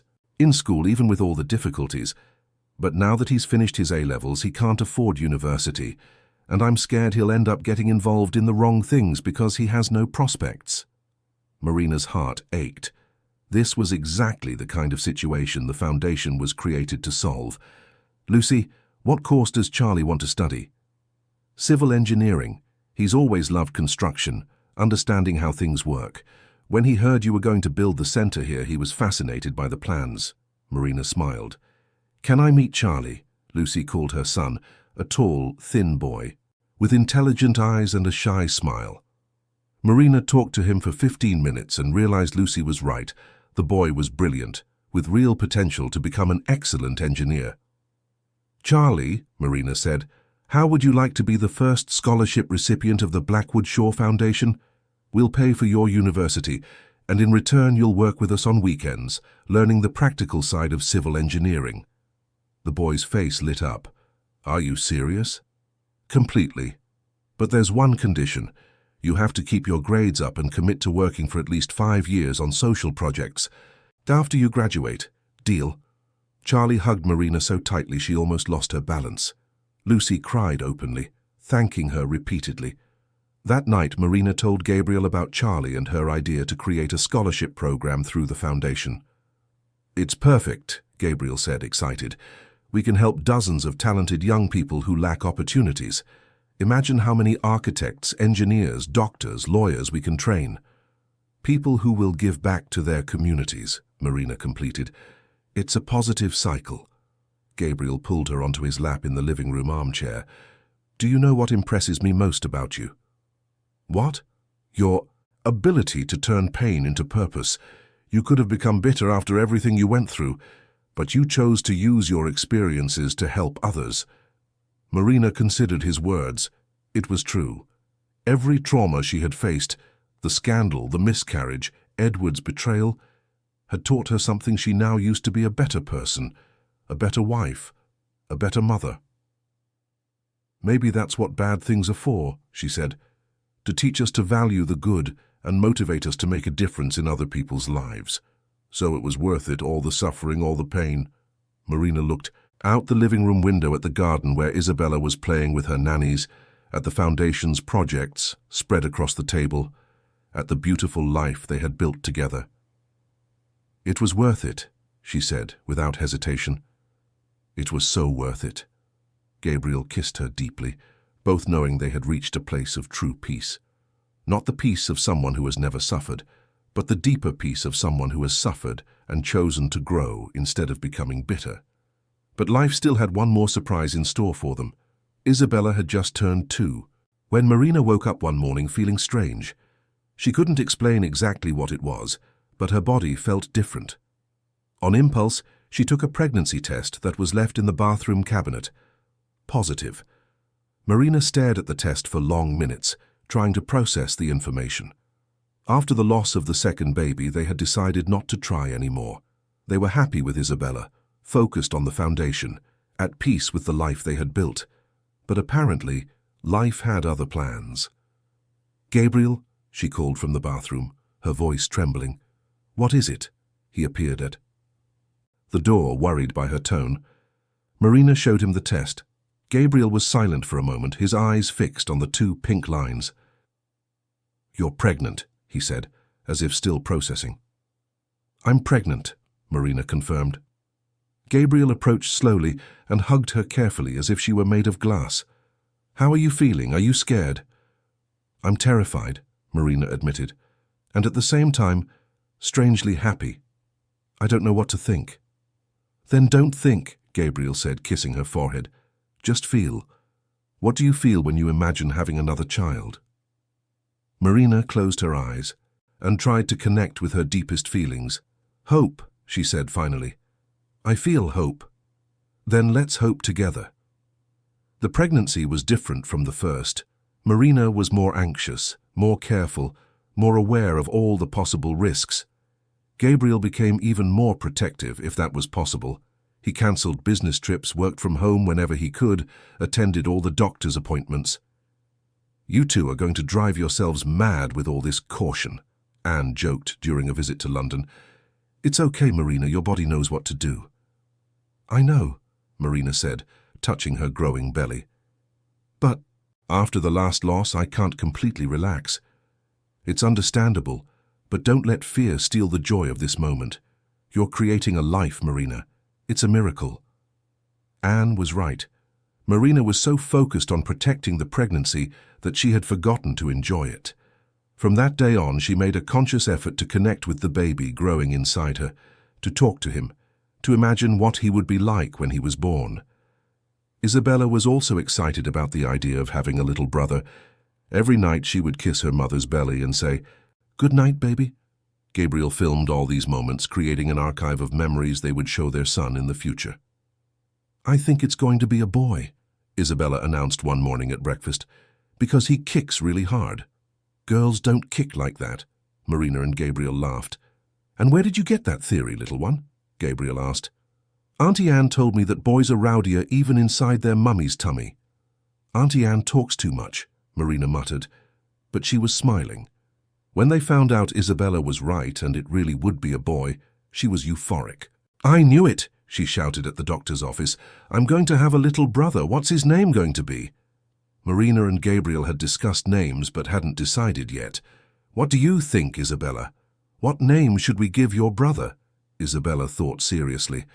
"Michael, like the angel who protects people." Marina felt her eyes fill with tears. "Michael is perfect," Gabriel agreed. "Michael Blackwood, our little protector." From that day on, Michael was no longer just the baby, but a real person to all of them. Isabella talked to him through Marina's belly, told him stories, sang him songs. Gabriel read to him every night, explaining about the foundation, about the projects they were developing, about the world he would find. "You're going to be born into a family that cares," Gabriel murmured one night, his hand on Marina's belly. "A family that understands that love isn't just a feeling, it's an action, and every day we will choose to love you." Marina was 35 weeks along when she started feeling contractions. They weren't regular, but they were strong enough to worry her. Gabriel took her immediately to the hospital. Isabella stayed with Eleanor. "It's premature. Labor," the doctor confirmed after the exams. "But the baby is well positioned and at a good weight. If we can't stop the contractions, he might be born today." Marina felt a sense of panic. "It's too early. He could have problems." 35 weeks isn't that premature," the doctor reassured her. "Many babies are born at this age and are perfectly fine. We'll monitor closely." The next few hours were tense. Marina was given medication to try to stop the labor, but the contractions continued. Gabriel never left her side, holding her hand, whispering words of encouragement. "He wants to be born, Gabriel," Marina said during a strong contraction. "Michael wants to meet us." "Then let's let him come," Gabriel replied. "Let's trust that he knows what he's doing." Michael Blackwood was born at 3 in the morning, weighing 5.5 pounds and crying loudly. He was small but healthy, with a pair of lungs that left no doubt about his vitality. "He's perfect," Marina cried when the doctor placed Michael in her arms. "Tiny, but perfect." Gabriel touched his son's little face with a trembling finger. "Welcome to the world, Michael. We've been waiting for you." Isabella met her brother the next day when Marina was recovering well. She held Michael with exaggerated care, as if he might break. "He's so small," she whispered. "But he's beautiful. Mummy, he has your eyes." "And Daddy's nose," Marina observed, moved. "Now there are 4 of us," Gabriel said, hugging the whole family on the hospital bed. A family of 4. In the first few months of Michael's life, the house was filled with a new energy. Isabella appointed herself the parents' official assistant, helping with everything she could, from fetching nappies to singing lullabies when Michael cried. "She's going to be an amazing big sister," Marina commented, watching Isabella make faces at Michael, who responded with gummy smiles. "She'll be an amazing leader too," Gabriel added. "Look how she takes care of him, how she takes responsibility. She has a natural instinct to care for others." Marina smiled, proud of her 2 children. "I think we did something right." "We did a lot of things right," Gabriel corrected, kissing her forehead. The Blackwood Shore Foundation also grew during Michael's first years. They launched a 3rd project, a full-time school in a rural community in the English countryside. Marina went back to work when Michael was 6 months old, but now with a different perspective. She saw each project not just as an architectural work, but as a legacy she was leaving for her own children. "I want Isabella and Michael to grow up seeing that it's possible to use privilege for good," she explained to Gabriel one night after they had put the children to bed. "I want them to understand that they were born with advantages that many children don't have, and that comes with responsibility." "They will understand," Gabriel assured her, "because they'll grow up seeing the example every day." When Michael turned 1 and Isabella was 3, the family was completely settled. The children were healthy and happy. Marina and Gabriel were more in love than ever, and the foundation had become one of the most respected organizations in the country in the field of social housing. "We did it," Marina said one night, watching Gabriel give Michael a bath while Isabella played in the next room. "We built a real family." "We did," Gabriel agreed, drying Michael with a fluffy towel. "A family born from chaos, but which has become our greatest work." Marina approached and hugged the Two men in her life feeling a deep peace. They had traveled a difficult path to get there, but every hardship had been worth it. "I love you," she murmured in Gabriel's ear. "And I love you 3 more than anything in the world," he replied, including Isabella in the hug as she came running from her room. That night, after the children were asleep, Marina and Gabriel sat in the garden, as they always did when they needed to talk about something important. "You know what I think sometimes?" Marina said, watching the stars. "What?" "That maybe the pain was necessary, all of it. Edward's betrayal, the scandal, even the loss of the babies. Maybe all of it was necessary to prepare us to be the parents Isabella and Michael need." Gabriel considered her words. "How so? If I hadn't gone through all that, would I be the same person today? Would I be such a present mother, such a grateful wife, a professional, so focused on making a difference? I don't think so. And me," Gabriel added, "if I hadn't carried all that guilt for handing you over, would I have learned the difference between love and obsession? Would I have become the man I am today?" Marina turned to look at him. "Do you think we were people who needed to be broken before we could be fixed? I think we were people who needed to find each other at the right time. And maybe the right time was when we were both shattered and ready for something real." Marina leaned in and kissed him softly. "Then thank you for destroying me first. And thank you for helping me rebuild myself afterward. Thank you for forgiving me. And for teaching me that some broken things become more beautiful when they're mended with love." They stayed in the garden late, planning the children's future, dreaming of the Foundation's projects, grateful for the impossible life they had built together. In the room next door, Isabella and Michael slept peacefully, protected by the love of parents who had learned the hard way that family isn't about perfection, but about choosing to stay together despite the imperfections. And the next morning, as the sun rose over London, the Blackwood family woke up ready for another day of building dreams, helping communities and loving each other in the purest, truest way possible. 5 years after Michael's birth, the Blackwoods' life had found a perfect rhythm.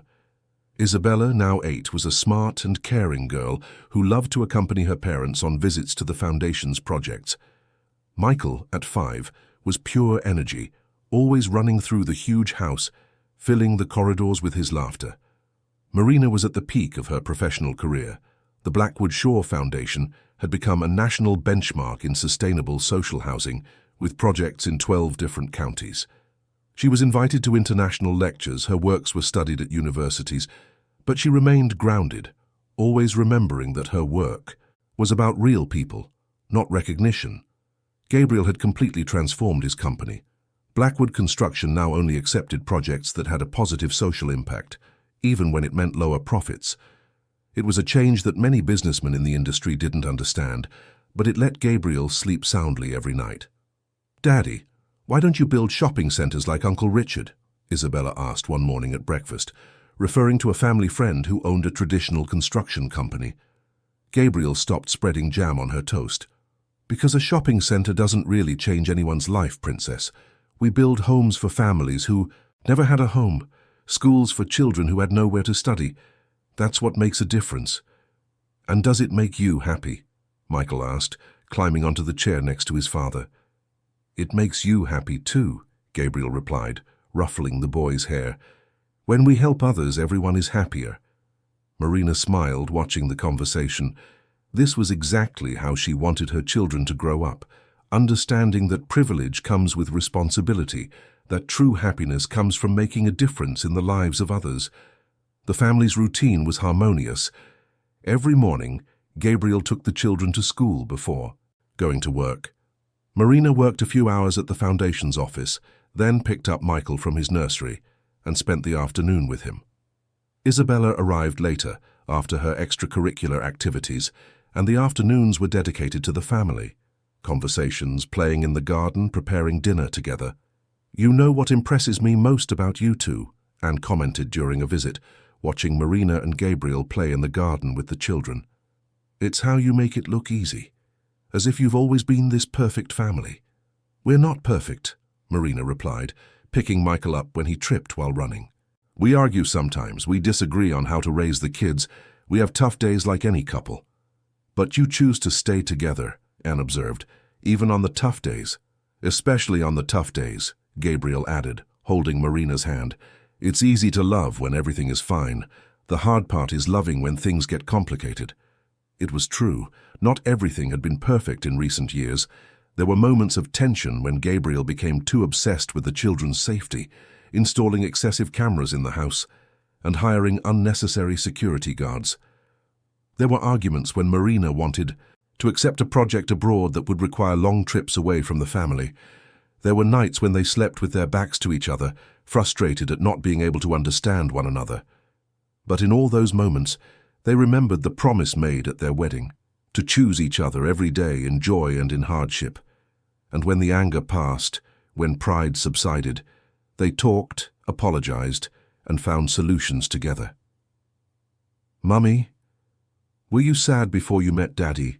Isabella asked one night as Marina helped her with her homework. The question took Marina by surprise. "Why do you ask that, love?" "Because Auntie Anne said you were hurt very badly by mean people before you found Daddy, and that's why you were sad and alone for a long time." Marina sighed. Anne always talked too much, but she was right. Isabella was old enough to start understanding the family's history. "It's true," Marina said, sitting on the bed next to her daughter. "Before I met your father, some people I loved hurt me very much, and I was sad for a while." "What did they do?" Marina thought about how to explain betrayal, public scandal, and family abandonment to an 8-year-old. "They lied about me. They made other people believe I had done bad things that I never did. And when that happened, a lot of people I thought loved me went away." Isabella frowned, processing the information. "That's very cruel." "It is. But you know what I learned from all that?" "What?" "That sometimes bad things happen so we can find the good things. If those people hadn't hurt me, I would never have met your father. And if I had never met your father, you and Michael would never have been born." Isabella smiled. "So you don't regret it?" "I don't regret anything," Marina said, kissing her daughter's forehead, "because everything led me to you." "And Daddy, did he hurt you too before you loved each other?" Marina hesitated. It was a complicated question. How to explain to a child that her father had indirectly contributed to the destruction of her mother's life, but had then become her true love? "Your father helped me when I needed it most," Marina said, opting for a simplified version. "And from the moment we truly got to know each other, he never hurt me again. On the contrary, he heals me a little every day." Isabella smiled and hugged her mother. "I like our family." "Me too, love. Me too." That night, after the children were asleep, Marina told Gabriel about her conversation with Isabella. "Do you think we should tell them the whole truth when they're older?" he asked, worried. "About how we met, about everything that happened?" Marina considered the question. "I think so. But only when they're mature enough to understand that people can change, that love can be born even from the most complicated situations. What if they judge us? What if they think our story is sick? Then we'll explain that love isn't perfect," Marina said, "that sometimes it starts crooked but it can straighten out, that what's important isn't how it began, but how it transformed." Gabriel nodded, but Marina could see the worry in his eyes. He still carried guilt for the first few months of their relationship, for the obsessive way he had fallen for her. "Gabriel," Marina took his face in her hands, "you saved my life. Not at the beginning, when you offered me that strange deal, but every day since. You saved me by teaching me that I deserved to be truly loved." "You saved me too," Gabriel said softly. "You taught me that loving isn't possessing, that caring isn't controlling. That family is about choosing to stay, not about being afraid to lose." They kissed there in the garden, as they did so many nights, silently celebrating the journey that had brought them to this moment. The following month, the foundation received a special invitation. The government wanted Marina to lead a national social housing project. It was the opportunity of a lifetime, the chance to impact millions of families across the country. "This is incredible," Gabriel said, reading the proposal. "You could transform people's lives on a national scale." "But it would require a lot of time away from you," Marina said, hesitant. "Constant travel, meetings in London, projects in distant counties. I don't know if I want that right now, with the children still so young. Marina, you can't let this opportunity pass because of us. It's not because of you. It's for you. I want to be present in my children's lives. I want to see Isabella grow up. I want to be there for Michael's first years of school. Gabriel hugged. Her? What if we find a middle ground? What if you accept the project but set conditions? A maximum of 2 days away per week, a regional office here, a support team to lighten the workload. Marina considered the suggestion. It was possible. It would be challenging, but possible. Would you be willing to take on more responsibilities with the children? More school meetings, more extracurricular activities, more presence in their day-to-day lives? I would do anything to see you achieve your dreams, Gabriel said without hesitation. Marina smiled. This was what true love meant, supporting each other's dreams, even when it required personal sacrifices. She accepted the project with the conditions Gabriel suggested. For the next 2 years, she worked on the biggest professional challenge of her life, creating a national housing program that really worked, that was sustainable, dignified, and accessible to low-income families. It was an intense period. Marina traveled 3 days a week, supervising pilot projects in different regions of the country. Gabriel took on a greater load with the children, doing school runs, helping with homework, attending parents' evenings. I miss Mummy, Michael said one night when Marina was traveling to supervise a project in the north. I miss her too, Gabriel admitted, helping the boy brush his teeth. But she's doing something very important. She's helping thousands of families have better homes. Like our house? Isabella asked. Not as big as ours, Gabriel explained, but homes where they will feel safe, happy, like a family, like we feel here. So it's worth it, Isabella decided, with the simple wisdom of children. Gabriel smiled. It's very much worth it. When Marina returned from her trips, the family reunion was always a celebration.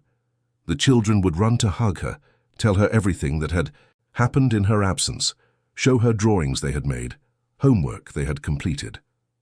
I did it, Marina said one night, after putting the children to bed. I managed to be a present mother, even while working on the biggest project of my career. We did it, Gabriel corrected. We did it together. It was true. The family had adapted perfectly to the new rhythm. Gabriel had discovered paternal talents he didn't know he possessed. The children had learned to value their time with their mother even more. And Marina had proven to herself that she could be a professional of national impact without sacrificing her family. The national project was an absolute success. In 2 years, more than 100,000 families had benefited from decent housing built according to the standards developed by Marina. It was a legacy she knew she would carry forever. Now I can stop, she told Gabriel on the day of the inauguration of the project's final housing complex. I can focus more on the family, on the local foundation, on being present. Are you sure? Because I saw the proposal that arrived yesterday for you to lead the United Nations housing program. Marina laughed. Enough. Gabriel, I've done my part to change the world. Now I want to enjoy my family. Our family, he corrected, pulling her in for a kiss. In the following years, the Blackwoods' life became even sweeter. Marina went back to working only at the local foundation, dedicating more time to the children. Isabella grew into a brilliant pre-teen, interested in architecture like her mother and in social justice like both her parents. Michael grew up as a cheerful and caring boy, always trying to take care of everyone around him. You know what impresses me most about them, Marina commented to Gabriel one night, watching the children play in the garden. It's how naturally empathetic they are, how they care about others even though they have everything they need. It's because they grew up seeing that privilege comes with responsibility, Gabriel replied. That having a lot means helping those who have little. And because they grew up in a family that truly loves each other. Children who feel securely loved tend to love others easily. Gabriel smiled. Do you think we did it? Raised a generation better than ours? Marina looked at Isabella, teaching Michael how to plant flowers in the garden at the girl's patience with her younger brother, at the obvious affection between them. "I think so," she said. "I think we managed to break the cycle. They won't carry our traumas, our insecurities, our fears. They will be more whole people than we were. And what if one day they face difficulties? If they go through bad things? They'll handle it better than we did, because they'll know they are loved unconditionally. They'll know they have a family that will support them no matter what." It was the fundamental difference between them and their own children, Isabella, and Michael grew up knowing they were loved exactly as they were, that they had parents who would always choose them, in any circumstance. It was an emotional privilege that neither Marina nor Gabriel had had, but one they made sure to give their children. On their 10th wedding anniversary, Gabriel organized a surprise for Marina. He took the whole family to the coastal town in Cornwall, where she had hidden years before he found her. "Why here?" Marina asked when they arrived in the small town she hadn't seen in over a decade. "Because this is where our real love story began," Gabriel explained. "Not in London when I offered you that insane deal, but here, when you decided to trust me despite everything." They walked along the same beach where they had first talked, now with Isabella and Michael running on the sand, collecting shells, screaming with joy when the waves wet their feet. "Do you regret it?" Gabriel asked, stopping at the same spot where they made their deal a decade earlier. "Regret what?" "Accepting. Getting in that car with me. Risking everything for a man you barely knew." Marina looked at her children playing on the beach, at the man who had become her best friend, her great love, her partner in everything. She looked at the beautiful life they had built together, at the foundation that impacted thousands of people, at the legacy they were leaving in the world. "Regret it," she repeated, taking his hand. "Gabriel, it was the best decision I ever made in my life. Even knowing everything you went through, even knowing how it began." "Especially because of how it began," Marina said firmly. "Because it taught me that true love isn't about perfect beginnings, it's about imperfect people who choose to grow together." Gabriel kissed her there on the beach as the sun set behind them and the children played in the sand. It was the same kiss as the first time, but now filled with years of companionship, of challenges overcome together, of love built day by day. "Mummy, Daddy, look what we found!" Isabella shouted, running towards them with Michael behind her. "A heart-shaped shell!" Marina took the small, perfect shell her daughter had found. "It's beautiful, love." "It's like you two," Michael said, with the simple sincerity of children. Two pieces that came together and made a heart shape. Gabriel and Marina looked at each other and laughed. In a way, Michael had perfectly described what they were. Two broken people who came together and created something beautiful. That night, in the simple hotel where they were staying, after the children were asleep, Gabriel and Marina sat on the balcony overlooking the sea. "There's something I never told you," Gabriel said, looking at the stars. "What?" "When I found you on that beach 10 years ago, you weren't the first woman I looked for." Marina turned to look at him, curious. "After I found out where you were living, I spent 6 months just watching from a distance. I came here every weekend, stayed at the town's hotel, walked along the beach, hoping to run into you by chance." "Really?" Marina didn't know whether to feel touched or disturbed. "I was scared," Gabriel admitted. "Scared you would hate me, scared you would refuse my proposal, scared you would say I had ruined your life forever." "And what gave you the courage to finally approach me?" Gabriel smiled. "I saw you helping a child who had gotten hurt on the beach. You dropped everything you were doing. Took the boy to his parents, stayed to comfort him until he stopped crying. And I thought, that's the woman I fell in love with.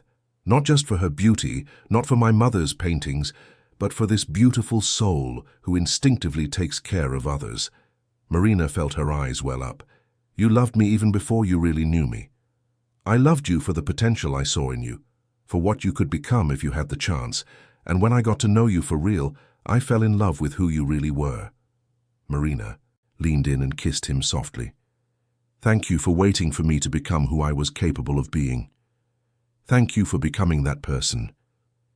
They stayed on the balcony late, reminiscing about the journey that had brought them there, planning the years they still had ahead. The children were growing up.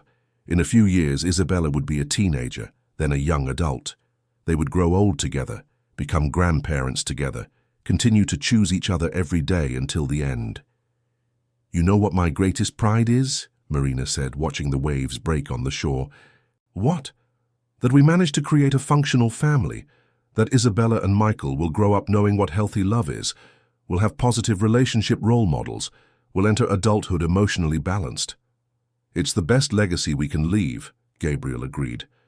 "Children who don't have to spend years in therapy undoing childhood traumas." Marina laughed. "They can go to therapy if they want, but it will be to grow, not to heal wounds we created." "Exactly." On the last day of their trip, the family visited the bakery where Marina had worked a decade earlier. The owner, now older, recognized her immediately. "Girl, you fell off the map, and look at you, back with a beautiful family." Marina introduced Gabriel and the children, briefly explained how she had rebuilt her life. The bakery owner cried with emotion upon learning that the architect who had once appeared broken in her small town had become one of the most respected professionals in the country. "I knew you'd make it," the woman said, hugging Marina. "I always knew it was just a bad phase. You had something special, a strength that couldn't stay hidden forever." On the way back to London, Isabella asked, a question that surprised everyone. "Mummy, can I study architecture like you when I grow up?" "Of course you can, love. But why?" "Are you sure?" Isabella thought seriously. "Because I want to help people have beautiful homes like ours. I want everyone to have a place where they feel safe and loved." Marina's heart swelled with pride. Her daughter had chosen not only to follow in her professional footsteps, but to embrace the same values of social justice that guided the family's work. "And I want to be an engineer like Uncle Charlie," Michael announced, referring to the foundation's first scholarship recipient, who now worked with them and was considered part of the family. "To build the houses that Isabella designs." Gabriel looked in the rearview mirror at his children in the back seat, then at Marina beside him. "I think we've created a dynasty," he joked. "A dynasty of good," Marina corrected. "A family that understands that privilege is responsibility. The best kind of dynasty." That night at home, after the children were asleep, Marina and Gabriel lay in bed, holding each other in the place where they had shared so many important moments, fights, reconciliations, conversations about the future, plans for the children, shared dreams. "Thank you," Marina whispered in the dark. "For what?" "For saving me. For giving me the family I always dreamed of having. For becoming the man I needed." "Thank you," Gabriel replied, holding her tighter. "For teaching me that love isn't about possessing but about freeing. For giving me children who will be better than us. For transforming my sick obsession into healthy love." They fell asleep in each other's arms, as they did every night, knowing they had won.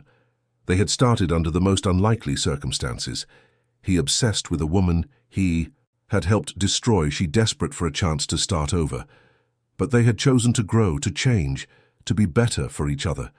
And now, 15 years later, they were a solid, happy family, full of purpose. They were living proof that people can change, that love can be born even from pain, that sometimes the best things in life grow in the most unlikely soil. Isabella and Michael would grow up knowing this story. When they were old enough to understand, they would know that true love isn't perfect from the start, that sometimes it begins crooked, complicated, even a little sick, but that it can transform into something beautiful if people are willing to do the work of growing together. They would know that their family was born from the conscious decision of two adults to be better for each other every day, and they would carry that lesson into their own future relationships, creating a cycle of healthy love that would perpetuate for generations. It was the best ending Marina could have imagined for a story that began with so much pain. Not a fairy tale ending where everything is perfect, but a real ending where two imperfect people built something truly beautiful together. And every morning, as the sun rose over London and illuminated the garden of the mansion where Gabriel hummed while making coffee as Marina helped the children get ready for school, they knew they had made it. They had transformed trauma into healing, obsession into love, pain into purpose, and in the process, they had created not just a family, but a legacy of hope for all who believe it's possible to start over, no matter how broken you are. Because sometimes the most beautiful stories are born from the ashes of the worst tragedies. And true love isn't about finding someone perfect. It's about finding someone imperfect who is willing to do the work of becoming better, together with you.